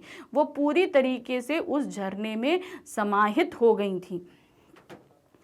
उनके नकारात्मक विचार निर्मल धारा में बह गए थे। जितनी भी निगेटिव थिंकिंग है या बुरी आदतें हैं वो सभी वो उन्होंने उस धारा में बहा दिए थे। वह झरने की ध्वनि सुनना चाहती थी और अनंत समय तक उसमें बहना चाहती थी। मेन उनका क्या मन था कि वो हमेशा यहीं रहना चाहती थी। इतना सुंदर वो परिदृश्य था, इतना सुंदर वो पानी की आवाज़ इतनी सुरीली थी कि वो हमेशा के लिए वो इसी जगह पर रहना चाहती थी। प्रश्न संख्या 18 है, युमथांग के पर्वतीय अंचल के जनजीवन तथा पलामू और गुमला के जंगलों की किस समानता का वर्णन लेखिका ने किया है, पाठ के आधार पर उत्तर दीजिए। तो अब यहाँ पर जो युमथांग के पर्वतीय अंचल के जनजातीय लोग थे उनके बारे में, और पलामू और जो है गुमला के जो जंगल हैं उनके बारे में जो उन्होंने बात की है वो आपको यहाँ पर बतानी है। तो देखिए क्या लिखा था उन्होंने, लेखिका ने युमथांग के पर्वतीय अंचल के जनजीवन और पलामू और गुमला के जंगलों में परिश्रमरत स्त्रियों के जीवन की समानता का वर्णन किया था। जिस तरह के उन्होंने युमथांग ने देखा कि लड़कियां, औरतें इतना मेहनतकश जीवन जी रही हैं, इसी तरीके से उन्होंने गुमला और क्या कहते हैं आपका पलामू में भी और जंगलों में औरतों को इतना परिश्रम करते देखा था।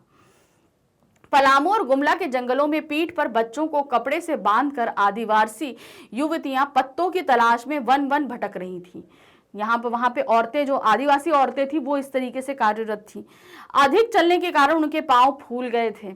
मतलब इतना एक वन से दूसरे वन जाना है तो क्या उनको इतना चलना पड़ता था, जिसके कारण उनके पैर सूज जाते थे, बहुत सूजन आ जाती थी उनके पैरों में। सिक्किम में से स्त्रियां हाथों में कुदाल और हथौड़े लेकर पत्थर तोड़ रही थी। अब दूसरी तरह, ये तो आदिवासी जंगलों की बात करी, अब दूसरी तरफ इन्होंने पहाड़ों में जब औरतों को देखा तो उन्होंने देखा कि यहाँ पर भी औरतें अपने बच्चों को अपने पीठ पे लाद के बड़े बड़े पत्थरों में को तोड़ रही हैं हथौड़ों और कुदालों से। यह देखकर लेखिका को यही लगा कि चाहे सिक्किम हो या पलामू, आम जिंदगी की कहानी हर जगह एक सी होती है। सारी मलाई एक तरफ और सारे आंसू, अभाव, यातना और वंचना एक तरफ होती है। तो उन्होंने बोला भाई जरूर ये है कि भौगोलिक परिदृश्य बदला हुआ है, लेकिन मनुष्य के जीवन की जो जद्दोजहद है वो हर जगह चलती रहती है। चाहे पहाड़ हो, चाहे मैदानी इलाके हो, चाहे जंगल हो, चाहे समुद्र हो, हर जगह व्यक्ति जो है वो अपनी जरूरतों के लिए जूझता ही रहता है। ये बात उन्होंने इसी आधार पर बोली है। प्रश्न संख्या 19 है, युमथांग में चिप्स बेचती युवती से मिलकर लेखिका को क्या अच्छा लगा था? वो क्यों इतना अच्छा लगी थी, क्या कारण था, ये आपको बताना है। लेखिका ने युमथांग में चिप्स बेचती एक युवती से पूछा, क्या तुम सिक्किमी हो? तब उसने उत्तर दिया, नहीं, मैं इंडियन हूं। यह सुनकर लेखिका को अच्छा लगा। उसे अनुभव हुआ कि सिक्किम के लोग भारत में मिलकर बहुत प्रसन्न हैं। जैसे बताया गया कि सिक्किम एक स्वतंत्र राजवाड़ा था, लेकिन अब वो भारत में मिल गया। तो जब आपसे पूछा गया सिक्किमी है, तो उसने अपनी पहचान एक स्टेट के तौर पे नहीं, एक देश के तौर पर बताई कि नहीं, मैं इंडियन हूँ। तो ये उनकी खुशी का जरिया था बताने का कि हम भारत में आकर बहुत खुश हैं। पहले सिक्किम एक स्वतंत्र राजवाड़ा था, तब वहां टूरिस्ट उद्योग भी इतना फल फूला नहीं था, मतलब लोग अब इतना वहां पे नहीं आते थे। परंतु भारत में सिक्किम का विलय होने के पश्चात यहाँ की स्थिति में सुधार हुआ है, यानी कि यहाँ की स्थिति सुधरी है, इसलिए लोग यहाँ पर इतना खुश हैं। सिक्किम के लोगों ने पूरे मन से भारत को अपना देश मान लिया। मतलब वो ऐसा नहीं है कि भाई इसमें विलय हो गया तो बेमन से, नहीं, अब वहां पर आए हैं क्योंकि लोगों के लिए अब उतनी सुविधाएं, उतनी सारी चीजें हैं, इसलिए यहाँ पे आकर लोग खुश हैं। हर एक सिक्किमी व्यक्ति भारतीयों में इस प्रकार मिल गया है कि लगता ही नहीं कि कभी सिक्किम भारत में नहीं था। तो सभी इस तरीके से हो गए। हम भी सिक्किम जाएंगे तो वो भी हमारा स्वागत बहुत अच्छे से करते हैं। कारण क्या है? क्योंकि वो लोग यहाँ आकर खुश हैं और हम भी, मतलब वो भी पूरी तरीके से भारतीय हो चुके हैं। चिप्स बेचती युवती के माध्यम से राष्ट्रीय एकता के इस स्वरूप को अनुभव कर लेखिका को अत्यंत प्रसन्नता हुई। तो उन्हें ये सब चीज़ें देखकर बहुत खुशी हुई कि मतलब सिक्किम जब अलग राजवाड़ा था तो इतना फल फूल नहीं रहा था जितना यहाँ मिलकर फल फूल रहा है। इस कारण यहाँ के लोग बहुत खुश हैं यहाँ पर विलय होकर, इसीलिए इस चिप्स बेचती सिक्किमी औरत से वो बहुत प्रभावित हुई थी। अब है प्रश्न संख्या 20। पहाड़ों पर पुरुषों की अपेक्षा स्त्रियों का जीवन अधिक कठिनाइयों से भरा है। उन कठिनाइयों का निवारण वे कर्तव्य प्रियता से भी करती हैं। उदाहरण स्पष्ट कीजिए। पुरुषों के मुकाबले का महिलाओं का जीवन, भाई महिलाओं को घर के बहुत से काम करने पड़ते हैं, जिसके लिए बहुत सारी चीज़ें चाहिए, लकड़ी चाहिए, पानी चाहिए, तो वो सब चीज़ें हमें लेने के लिए जाना पड़ता है। जैसे हम लोग के घर में क्या है, हर चीज़ हमें गैस, ये सब चीज़ें उपलब्ध हैं, पानी हम लोग के नलों में आ रहा है, लेकिन वहाँ ऐसा नहीं होता। तो वो आपको एक्सप्लेन करना। देखिए क्या है, पहाड़ों पर पुरुषों की अपेक्षा स्त्रियों का जीवन अधिक कठिनाइयों से भरा होता है, क्योंकि घरेलू जिम्मेदारियों का भार स्त्रियों को ही वहन करना पड़ता है। घर की जितनी जिम्मेदारी होती है, घर के सभी सदस्यों के लिए पीने का पानी का प्रबंध करना, खाना बनाने के लिए ईंधन इकट्ठा करना यानी कि लकड़ी लाना, मवेशियों को चराना आदि काम स्त्रियों को ही करने पड़ते हैं। इसके लिए उन्हें काफ़ी परिश्रम करना पड़ता है। जैसे ये सारी चीज़ें एकत्र करने के लिए उन्हें बहुत मेहनत करनी पड़ती है। साथ में अब मवेशियों को चराने जाऊँ वो भी होता है। अपने परिवार की आर्थिक मदद के लिए वे सड़कें बनाने जैसे दुसाध्य कार्य भी करती हैं।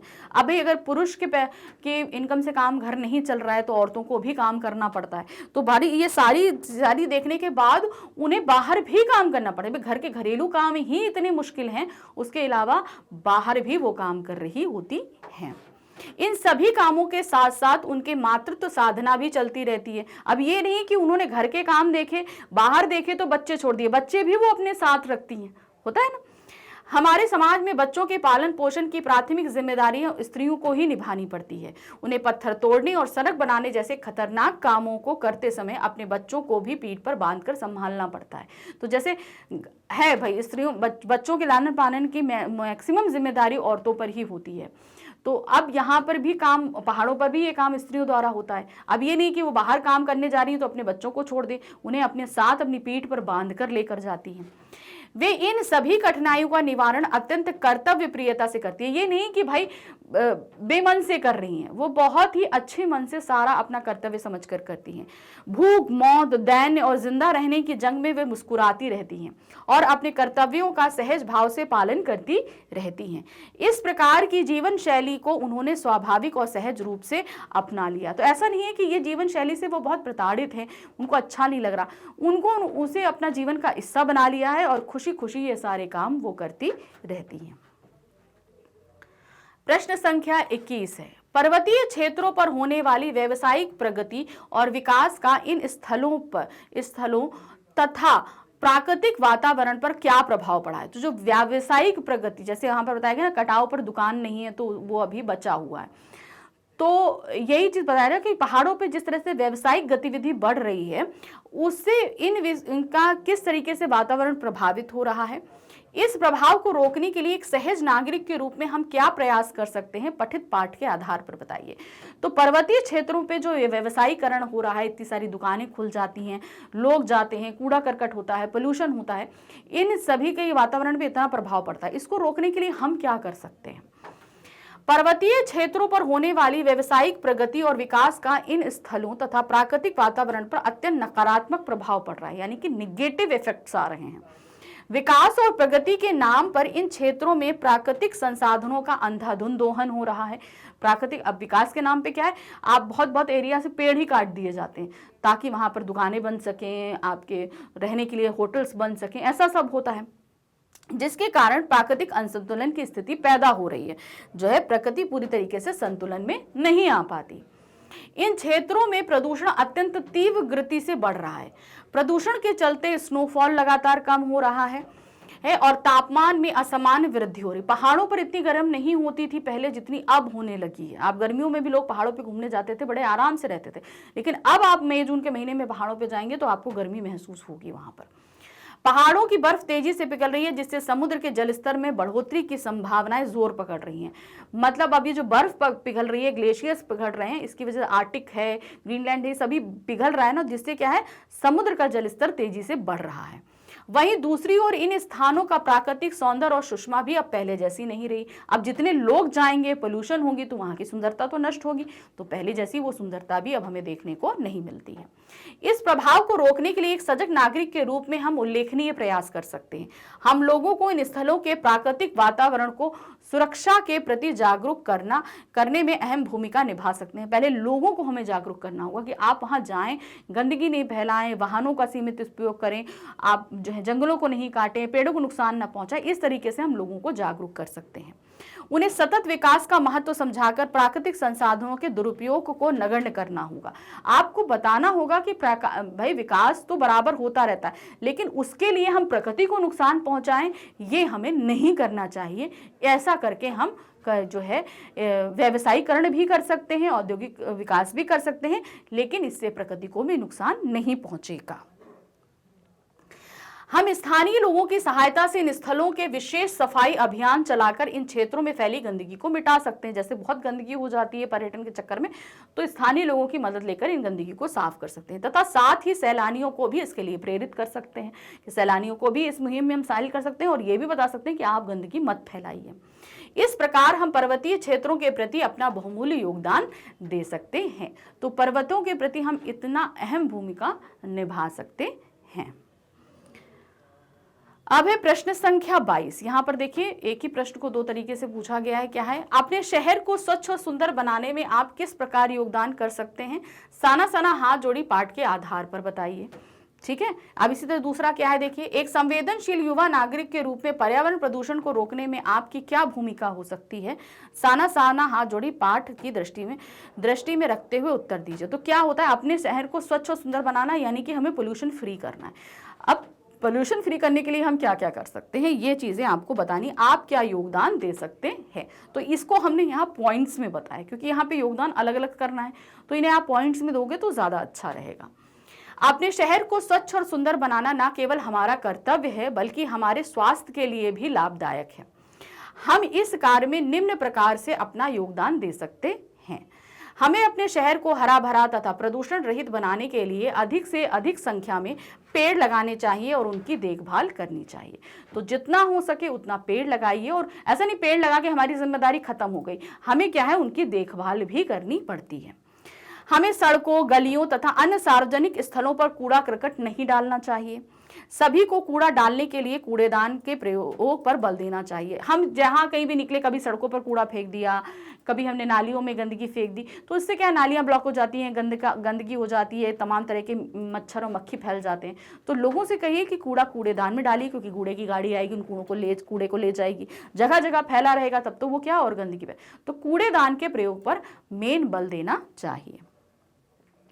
सभी प्रकार के प्रदूषणों को रोकने के लिए व्यक्तिगत स्तर पर प्रयास करने होंगे, जैसे सार्वजनिक परिवहन प्रणाली का प्रयोग करना, नदियों में कूड़ा ना फेंकना।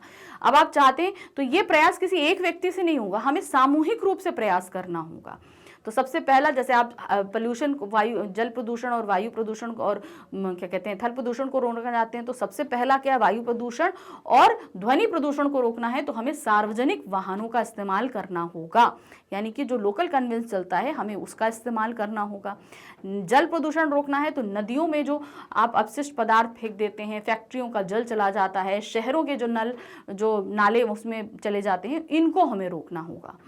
हमें अपने दैनिक जीवन में पर्यावरण के अनुकूल यानी इको फ्रेंडली सामग्री के प्रयोग को बढ़ावा, मतलब उस सामग्री को आप यूज करिए जो हमें प्रकृति द्वारा प्रदत्त की गई है, उसका ज्यादा से ज्यादा इस्तेमाल करना चाहिए। समय समय पर पर्यावरण संरक्षण के अभियान चलाकर अपने आसपास के लोगों को जागरूक करना होगा तथा प्रत्येक व्यक्ति को पर्यावरण की सुरक्षा के प्रति अपने व्यक्तिगत जिम्मेदारी सुनिश्चित करनी होगी। तो हमें बहुत से ऐसे एनजीओज हैं जो काम करते हैं, उनके साथ मिलकर काम करिए, बहुत सारे लोगों को जागरूक करिए कि, और सुनिश्चित करना होगा हर व्यक्ति अपनी जिम्मेदारी को समझे, तभी ये काम संपन्न हो सकता है। अब आ गए प्रश्न संख्या 23 में। अब 23 में क्या दिया गया है, यात्राएं विभिन्न संस्कृतियों से परिचित होने का अच्छा माध्यम है। साना साना हाथ जोड़ी यात्रा वृत्तांत के आधार पर इस कथा की समीक्षा कीजिए। अब जो यात्राएं हम लोग करते हैं ये विभिन्न संस्कृतियों को जो है हमें परिचित कराती। जैसे मान लीजिए हम किसी भी स्टेट में रह रहे हैं या कहीं पे भी रह रहे हैं, हम दूसरे स्टेट में जाते हैं तो वहाँ का खान पान, वहाँ की बोली, पहनावा, वहाँ के तीज त्योहार, ये सभी कुछ हम जानते हैं ना, उनके बारे में जानते हैं। जैसे कहीं हम मान लीजिए आप जो है उत्तर प्रदेश में रह रहे हैं, अब उत्तर प्रदेश से अगर आप घूमने के लिए जम्मू एंड कश्मीर जाएंगे तो आप वहाँ जाने से पहले उसके बारे में थोड़ा सा सर्च करेंगे कि क्या चीज़ें वहाँ की फेमस हैं, या क्या चीज़ें ऐसे, क्या कौन से प्लेस हैं जिनको हम घूम सकते हैं, ये सभी आप सर्च करके जाएंगे। जब आप सर्च करके वहाँ पहुँचते हैं तो वहाँ पे क्या होता है, आप बोली में फ़र्क देखेंगे। सबसे पहली चीज़ जो होगी, आप बोली में फ़र्क देखते हैं। फिर उसके बाद वहाँ के लोगों का पहनावा, आप माने कि शहर में होंगे तो वैसा ही पहनावा होगा जैसा कि हम पहनते हैं, लेकिन आप अगर थोड़ा सा इंटीरियर इलाके में जाएंगे तो आप वहाँ के पहनावे में फ़र्क देखना शुरू कर देंगे। फिर वहाँ के आप फेमस फूड जो यहाँ का फेमस है वहाँ वो देखेंगे। तो इस तरीके से जब हम वहाँ पहुँचते हैं तो हमें हर तरह की चीज़ों का बारे में पता चलता है धीरे धीरे। फिर वहाँ के हम कल्चर के बारे में पता चलता है, कुछ ट्रेडिशंस के बारे में पता चलता है। तो ये सभी चीज़ें जो हैं हमें परिचित कराती है। जब हम जगह जगह जाते हैं तो वो सारी चीज़ें हमको पता चलती रहती हैं। उपरोक्त कथन पूर्णतः सत्य है। लेखिका जब सिक्किम राज्य की राजधानी गंगटोक से होते हुए विभिन्न पर्वतीय क्षेत्रों की यात्रा करती हैं तो वह केवल वहां के प्राकृतिक सौंदर्य से परिचित नहीं होती, बल्कि वहां भाषा, रीति रिवाज, परंपराएं, मान्यताओं व वहां के जीवन की विषमताओं से भी परिचित होती हैं। तो वहाँ पे जो ऐसी चीज़ें हैं जो बिल्कुल हमारे सिर से अलग हैं, विषमताएं मतलब जो बिल्कुल अलग हो जाती है हमारी परिस्थिति। जैसे हम लोग शहरों में रहते हैं, हम लोग का जीवन सरल है, लेकिन पहाड़ों का जैसे क्या होता है, पहाड़ों का जीवन बहुत मुश्किल होता है। ये हमने पहले में भी आपको बताया है। हर चीज़ के लिए हमें बहुत दूर दूर तक जाना पड़ता है क्योंकि बस्तियाँ दूर तक होती हैं। आपको जो डेली रिसोर्सेज होते हैं, लकड़ी है, पानी है, इन सब के लिए भी हमें बहुत जो है दूर दूर तक सफ़र करना पड़ता है। इवन मवेशियों को चराने के लिए ले जाना पड़ता है। तो ये सारी विषमताएं, आप देखिए हमारे घर में पानी हमारे नलों पे आ जाता है, घर पे गैस आती है, तो हमें इतनी परेशानी नहीं होती, लेकिन पर्वतीय क्षेत्रों में ये देखने को मिलता है। अपनी यात्रा के दौरान ही लेखिका को युमथांग में एक स्थान पर कतार में लगी हुई बौद्ध पताकाओं के महत्व से परिचित होती हैं। अब वहाँ पर बौद्ध पताकाएं, अब हमारे यहाँ देखिए शहरों में आप अगर यूपी से हैं या मध्य प्रदेश से हैं या आंध्र प्रदेश से, वहाँ ये इस तरह की पताकाएं देखेंगे नहीं देखेंगे, लेकिन ये ट्रेडिशन कहाँ है, सिक्किम में है। तो वहाँ पे जब हम गए तो वहाँ पर ये हमने चीज़ देखी, फिर हमने जानने की कोशिश करी ये उन्होंने कि भाई क्यों होता है। तो उन्होंने बताया कि जब कोई बहुत ही इस विशेष व्यक्ति की मृत्यु होती है तब 108 श्वेत पताकाएँ लगाई जाती हैं, और कुछ खुशी का अगर माहौल होता है, कुछ अच्छा हुआ तो क्या किया जाता है, तब 108 रंगीन पताकाएँ लगाई जाती हैं, जो किसी बुद्धिस्ट की मृत्यु पर उसकी आत्मा की शांति के लिए शहर से दूर किसी पवित्र स्थान पर फहराई जाती हैं। तो किसी विशेष व्यक्ति की मृत्यु पर वो पताकाएं फहराई जाती हैं। इसी प्रकार एक अन्य स्थान पर लेखिका को वहां के लोगों की इस मान्यता का भी पता चलता है कि खेदुम नामक देवी देवताओं के निवास स्थान पर गंदगी फैलाने से गंदगी फैलाने वाले की मृत्यु हो जाती है। अतः कहा जा सकता है कि यात्राएं विभिन्न संस्कृतियों से परिचित होने का एक अच्छा माध्यम है। तो यहाँ पर एक मान्यता ये भी थी कि अगर भाई ये पवित्र स्थान पर आप गंदगी फैलाएंगे तो आपकी मृत्यु हो जाएगी। तो इस तरीके से जहाँ हमने खान पान, बोली, संस्कृति देखा, वहीं पर मान्यताओं और विषमताओं के बारे में भी परिचित हो जाते हैं जब हम इस तरह की यात्राओं को करते हैं। प्रश्न संख्या 24 है, यात्राएं मनुष्य को यंत्रवत व भाव शून्य होती जीवन शैली से मुक्ति दिलाने में सहायक होती हैं। साना साना हाथ जोड़ी पाठ के आधार पर इस कथन के पक्ष या विपक्ष में अपना मत दीजिए। सबसे पहली बात तो ये ध्यान रखिए, जो ये आपसे बोला जाता है पक्ष या विपक्ष में मत दीजिए। आप इसमें जिस भी मत में हैं आप वो मत प्रस्तुत करेंगे, या तो हम इसके मत में हैं या इसके विपक्ष में हैं। तो अगर आप पक्ष में हैं तो उसका तर्क के साथ आप आंसर लिखेंगे, और अगर विपक्ष में हैं तो भी तर्क के साथ ही आंसर लिखेंगे। अब यहाँ पर देखिए क्या, यात्राएं मनुष्य को यंत्रवत यानी कि मशीनी, जो हम लोग मशीनी ज़िंदगी जीते हैं ना, पूरी तरीके से बस हम टाइम टू टाइम चलते रहते हैं, काम करते रहते हैं, वो यंत्रवत। भाव शून्य यानी कि जहाँ पर हमारे अंदर फीलिंग्स नहीं रह जाती। जब हम इस मशीनीकृत जीवन को जिएंगे तो हमारे अंदर फीलिंग्स नहीं रह जाएंगी, हमारा काम क्या होगा, बस मशीन की तरह चलते जाना। तो इस मशीनीकृत और भाव्य शून्य होती ज़िंदगी से जो है ये हमें मुक्ति दिलाने में सहायक होती है। सही बात है, ये बिल्कुल सही है, और इस चीज़ को हमने खुद भी फेस किया है। जब हम बहुत ज़्यादा इस काम करते रहते हैं, मतलब पूरा हमारा रूटीन चलता रहता है, सुबह हमें 4:30-5 बजे उठना है, फिर उसके बाद से हमारा पूरा रूटीन रात तक चलता रहेगा। एक रूटीन हमारा पूरा चलता है, और वो एक दिन का नहीं होता, वो डेली का रूटीन होता है। अब ये डेली का रूटीन आप कितने दिन तक फॉलो कर पाओगे? 1 महीना कर पाओगे, 2 महीना कर पाओगे, 3 महीना कर पाओगे? इसके ऐसे एक टाइम आएगा जब आप बहुत ज़्यादा फ्रस्ट्रेटेड हो जाओगे और आपका कुछ करने का मन नहीं लगेगा। तब उस समय आपको लगता है कि नहीं, अब हम इससे थोड़ा ब्रेक चाहते हैं। तब आप क्या करेंगे, कुछ दिन की छुट्टी लेते हैं और कहीं घूमने चले जाते हैं। तो वो आपके अंदर जो है ना, जैसे मोबाइल डिस्चार्ज हो जाता है, हम चार्जर लगाते हैं और उसको चार्ज करते हैं, उसी तरह हमारे अंदर की जो सारी एनर्जी जो है इतने दिन में ख़त्म हो चुकी होती हैं, ये यात्राएं हमारे अंदर वो एनर्जी भर देती हैं।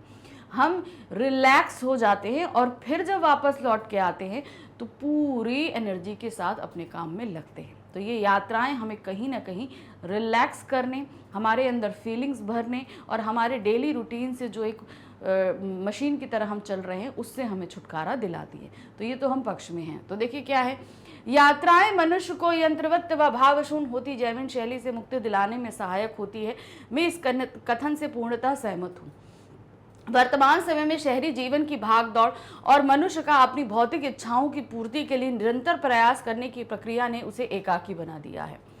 आज उसका जीवन केवल स्वयं एवं अपने परिवार तक ही सिमट गया है। उसमें निरंतर भाव शून्यता रूपी अवगुण बढ़ता ही जा रहा है।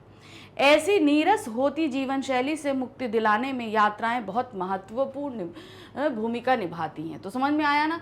तो ये जो हमारी नीरस जिंदगी है, इससे हमें छुटकारा दिलाने का काम कौन करता है? ये यात्राएं। क्योंकि हम जो अपनी जीवन शैली इतनी बुरी तरीके से जी रहे हैं, बस मशीन घड़ी के हिसाब से चल रहे हैं, तो वो हमारी थकान को दूर करती हैं। साना साना हाथ जोड़े पाठ में लेखिका का प्राकृतिक सौंदर्य से अभिभूत होकर, अर्थात हिमालय पर गिरी बर्फ, सतत प्रवाहमान झरने, अत्यंत वेग से गिरती तिस्ता नदी, प्रियता व रूडेंट के महकते फूल इत्यादि प्राकृतिक सौंदर्य से आसक्त होकर यह सोचना कि जीवन का आनंद यही चलायमान सौंदर्य है, यह स्पष्ट करता है कि यात्राएं मनुष्य के जीवन में परिवर्तन लाने में सक्षम हैं। तो जब वो हमारी जो लेखिका हैं मधु कांकरिया जी, जब वो बैठती हैं ऐसी झरने के पास में, तिस्ता नदी को देखती हैं, सेवन सिस्टर वाटरफॉल के पास बैठती हैं, तो उन्हें लगता है कि ये जो सौंदर्य मैं देख रही हूँ, असलियत में जीवन यही है। जो हम जीवन शहरों में जी रहे हैं, शायद वो जीवन नहीं है। तो ये इसलिए उन्होंने कहा क्योंकि वो इससे बहुत ही ज़्यादा प्रभावित हुई थी। प्रश्न संख्या 25 है, लोगों की मान्यताएं प्रकृति के संरक्षण में सहायक होती हैं। साना साना हाथ जोड़ी पाठ के आधार पर इस कथन के पक्ष या विपक्ष में अपना मत दीजिए। लोगों की मान्यताएं मतलब हमारे यहाँ कुछ ट्रेडिशंस ऐसे होते हैं जो क्या करते हैं, प्रकृति का संरक्षण करते हैं। आप देखिए हमारे यहाँ जितने भी त्यौहार मनाए जाते हैं उसमें आप 75% फेस्टिवल्स लीजिए जो कि प्रकृति से संबंध रखते हैं। हमेशा आप जितने भी फेस्टिवल करेंगे उसमें से 75% ऐसे हैं जो हमारे नेचर के लिए हैं और जो हमें संरक्षण का कहीं ना कहीं, क्योंकि जब हमारे फेस्टिवल उन पर डिपेंड है तो जाहिर सी बात है वो हमें प्रकृति को पूजने का के बारे में बता रहे हैं। जब प्रकृति को हम पूजते हैं तो जाहिर सी बात है जिसका हम पूजेंगे उसका संरक्षण हम ऑटोमेटिकली ही करेंगे, है ना। तो हमारी मान्यताएं, हमारी परंपराएं हमको ये हमेशा बताती हैं। लोगों की परंपराएं व मान्यताएं बहुत हद तक प्रकृति को संरक्षित करने में सहायक होती हैं। प्राचीन काल में लोगों का पेड़ों को देवतुल्य समझकर उनकी पूजा करना, देखिए आज भी हमारे यहाँ बहुत से ऐसे फेस्टिवल हैं जिनमें पेड़ों की पूजा की जाती है, होती है ना। एक बहुत अच्छा फेस्टिवल है बरगदाई, जिसमें सुहागन औरतें जो है बरगद जी की पूजा करती हैं। होता है कि नहीं होता है? उसी तरीके से आप मकर संक्रांति ले लो, बिहू ले लो, ये सभी फसलों के त्यौहार हैं। जब फसल कटती है तब ये त्यौहार मनाए जाते हैं। तो इस तरीके से बहुत से त्यौहार हैं। प्राचीन काल में लोगों का पेड़ों का देवतुल्य समझकर उनकी पूजा करना, नदियों को जीवन उद्धारक समझते हुए उनका संरक्षण करना इसी मान्यता को सिद्ध करता है। अब देखिए नदियों से संबंधित भी कई त्यौहार हैं। स्नान किया जाता है हमारे मकर संक्रांति में, देखिए गंगा नदी में स्नान भी किया जाता है। कितनी पूर्णिमाएं आती हैं जिसमें आप क्या कहते हैं, स्नान करते हैं नदी में, नदी को आप माता मानते हैं। साना साना हाथ जोड़ी पाठ में खेदुम स्थल की घटना भी इसी तथ्य के समर्थन करती हुई प्रतीत होती है, जहां पर उस स्थान को देवी देवताओं का निवास मानकर यह कथा प्रचलित है कि वहां गंदगी फैलाने वाले की मृत्यु हो जाती है और इस डर से लोग वहां गंदगी नहीं फैलाते। अब देखिए गंदगी नहीं फैलाना क्या है, हमारे वातावरण को स्वच्छ रखना। अब इसको उन्होंने क्या जोड़ दिया, देवताओं से जोड़ दिया। देवताओं से जोड़ने का नतीजा क्या हुआ कि अब वहाँ पे सच में गंदगी नहीं फैलती। तो इस तरीके से हमारी प्रकृति का संरक्षण हुआ कि नहीं हुआ, सिर्फ एक मान्यता की वजह से। वर्तमान समय में मनुष्य द्वारा अपनी भौतिक इच्छाओं की पूर्ति के लिए वृक्षों को अंधाधुंध कटाई करना, नदियों के जल को प्रदूषित करने आदि के कारण पर्यावरण में अत्यंत परिवर्तन हुए हैं जो स्वयं मनुष्य के लिए भी हानिकारक हैं। ऐसी स्थिति को देखते हुए कहा जा सकता है कि लोगों की परंपराएं प्रकृति को संरक्षित करने में सहायक होती हैं। आजकल हमारे वैल्यूज धीरे धीरे बदल रहे हैं, हम प्रैक्टिकली होते जा रहे हैं। हम चीज़ों को नहीं सोच रहे हैं कि जो चीज़ हमारे पास मौजूद है उसे संरक्षित करना है। हमारी परंपराएं, हमारे बहुत से त्यौहार अगर हमें इस चीज़ का इंडिकेशन दे रहे हैं तो हमें उनका पालन करना चाहिए, क्योंकि अगर हम नहीं करेंगे तो ये आगे जाकर हमें परेशान कर सकते हैं, हमारे लिए मुसीबत खड़ी सकते हैं। तो इसलिए हमारी परंपराओं में जो चीज़ें कही गई हैं उन्हें हमें मानना चाहिए और इससे हमारी प्रकृति का भी संरक्षण होता है। प्रश्न संख्या 26 है, सिक्किम की युवती के कथन मैं इंडियन हूं से स्पष्ट होता है कि अपनी जाति, धर्म, क्षेत्र और संप्रदाय से अधिक महत्वपूर्ण राष्ट्र है और किस प्रकार राष्ट्र के प्रति अपने कर्तव्य निभाकर देश के प्रति अपना प्रेम प्रकट करते हैं, समझाइए।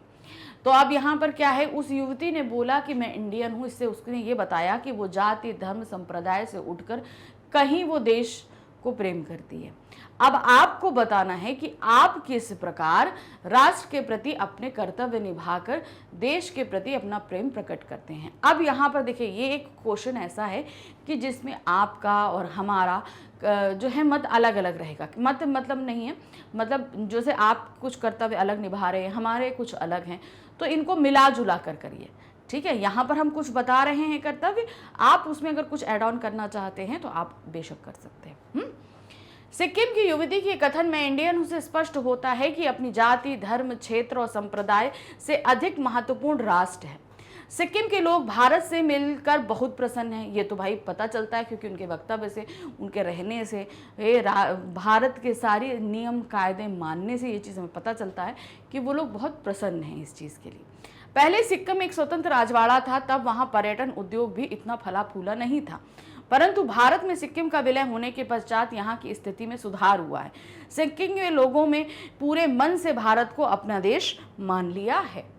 राष्ट्र के प्रति हम अपने कर्तव्य व देश प्रेम इस प्रकार प्रकट कर सकते हैं। कैसे, देखिए, हमें अपने राष्ट्र को हरा भरा तथा प्रदूषण रहित बनाने के लिए अधिक से अधिक संख्या में पेड़ लगाने चाहिए और उनकी देखभाल करनी चाहिए।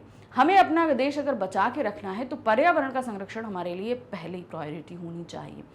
तो हम अगर पेड़ लगाते हैं तो ये एक तरीके से हम अपने देश के लिए देश प्रेम को प्रकट कर रहे हैं। हमें सड़कों गलियों तथा अन्य सार्वजनिक स्थलों पर कूड़ा करकट नहीं डालना चाहिए। सभी को कूड़ा डालने के लिए कूड़ेदान का प्रयोग पर बल देना चाहिए। अब हमारा दूसरा कर्तव्य क्या है, हमें गंदगी नहीं फैलाना। जैसे एक हमारा घर होता है, हम उसे साफ रखते हैं, वहाँ गंदगी नहीं फैलाते, चीज़ों को नुकसान नहीं करते, तो उसी तरीके से ये देश भी हमारा घर है, तो हमारी भी ये प्रायोरिटी है कि हमें इसको भी साफ रखना है। तो ये करके भी हम अपना देश प्रेम प्रकट कर सकते हैं। सभी प्रकार के प्रदूषणों को रोकने के लिए व्यक्तिगत स्तर पर प्रयास करने होंगे, जैसे सार्वजनिक परिवहन प्रणाली का प्रयोग करना, नदियों में कूड़ा ना फेंकना। अब यहाँ पर क्या होगा कि हम पोल्यूशन को कम कर सकते हैं। हम भाई ये जितना भी हम ये काम कर रहे हैं किसके लिए कर रहे हैं, अपने देश के लिए कर रहे हैं। पोल्यूशन को रोकने के लिए हम सार्वजनिक वाहनों का इस्तेमाल कर सकते हैं, गंदगी नहीं फैला सकते, नियमों को नहीं तोड़ते। तो ये सभी हम एक तरीके से क्यों कर रहे हैं, ताकि हम अपने देश के प्रति अपने प्रेम को प्रकट कर सकें। हमें अपने दैनिक जीवन में पर्यावरण के अनुकूल यानी इको फ्रेंडली सामग्री के प्रयोग को बढ़ावा देना चाहिए। तो इको फ्रेंडली यानी कि जो चीज़ें प्रकृति से बन रही, जैसे हम लोग होते हैं प्लास्टिक के बर्तन इस्तेमाल करते हैं, उससे अच्छा आजकल बहुत पेड़ों की छाल से बने जो है डिब्बे हैं, ये सब चीज़ें इस्तेमाल होने लगी, उनको इस्तेमाल करना चाहिए। समय समय पर पर्यावरण संरक्षण के अभियान चलाने चाहिए, साथ ही अपने आसपास के लोगों को जागरूक करना चाहिए तथा प्रत्येक व्यक्ति को पर्यावरण को सुरक्षा के प्रति अपनी व्यक्तिगत जिम्मेदारी सुनिश्चित करनी चाहिए। तो हमें क्या है, पर्यावरण को संरक्षित करना चाहिए। हमने बोला ना, अगर आप अपने देश से प्रेम करते हो, अपने देश को बचाए रखना चाहते हो, तो पर्यावरण को पहले संरक्षित करना है। तो पर्यावरण को संरक्षित कीजिए, खुद भी जागरूक होइए, औरों को भी जागरूक करिए, उन्हें बताइए, इस तरह के थोड़े प्रोग्राम्स चलाइए, लोगों को अवेयर करिए कि हमारा जो पर्यावरण है, नेचर है, इसे हमें बचा कर रखना है और बचाने के लिए क्या क्या करना है ये लोगों को बताइए। बहुत बड़े काम नहीं करने होते, बस छोटी छोटी हमें अपनी आदतों को बदलना होता है। तो इस तरीके से हमारा पर्यावरण सुरक्षित होगा, हमारा देश भी इससे सुरक्षित रहेगा। देश के रक्षक फौजियों के प्रति हमारा कर्तव्य है कि हमें उनके प्रति प्रेम तथा सम्मान का भाव रखना चाहिए। अब हमारे देश को सुरक्षित रखने के लिए हमारे देश के कुछ जवान जो हैं बॉर्डर पे जाते हैं, वहाँ पर पहरेदारी करते हैं ताकि हम चैन से सो सकें। तो अब जब वो लोग अपने घर परिवार को छोड़कर बॉर्डर पे चले गए हैं, तो अब हमारा कर्तव्य बनता है कि हम उनके परिवारों की देखभाल करें। हाँ, उनको अगर कोई तकलीफ़ है तो उसका निवारण करें, उनका सम्मान करें, फौजियों की सुरक्षा के लिए दुआ मांगें। ये सभी क्या हो जाती है, हमारी जिम्मेदारी हो जाती है। हमें सतत विकास की अवधारणा का अनुपालन करते हुए प्राकृतिक संसाधनों का उपयोग करना चाहिए। हमें ये समझना चाहिए कि विकास हमारे लिए ज़रूरी है, तो मगर विकास के लिए हमें हमेशा प्राकृतिक संसाधनों का इस्तेमाल करें, लेकिन लिमिटेड एरिया में। ऐसा ना हो कि हम जो है प्राकृतिक चीज़ों को इतना ज़्यादा लेने लगें कि प्रकृति उसे दोबारा पैदा ना कर पाए। लीजिए, लेकिन हमेशा ध्यान रखिए कि पर्यावरण को नुकसान नहीं हो और हमारा विकास भी होता रहे। तो हमेशा हमें ये सोच समझ कर ही अपने विकास की तरफ आगे बढ़ना चाहिए। तो ये देखिए, इतने सारे कर्तव्य हैं जो हम निभाकर अपने देश प्रेम को प्रकट कर सकते हैं। तो इस तरीके से इस पाठ के इतने सारे क्वेश्चंस हमने आपको कराए। ये एक यात्रा वृत्तांत था, इसलिए इसमें बहुत सारे क्वेश्चंस अभी और बन सकते हैं। तो इसलिए इसको बहुत ध्यान से पढ़िए कि आप क्या कर सकते हैं, कि पाठ में क्या बताया गया है, लेखिका क्या सोचती हैं। ये सब चीज़ें ऐसी क्वेश्चंस हैं जो बहुत ही इजी वे में बन सकते हैं। तो इसके लिए सबसे ज़रूरी है पाठ को पढ़ लेना। जब आप पाठ पढ़ लोगे तो सारी चीज़ें आपके लिए आसान हो जाएंगी। ठीक है, तो अभी तो हमारी कृतिका के ही पाठ चल रहे हैं, तो जल्दी ही नेक्स्ट चैप्टर के लिए मिलते हैं मोस्ट इम्पॉर्टेंट क्वेश्चंस के साथ में। Thank you for watching, bye bye.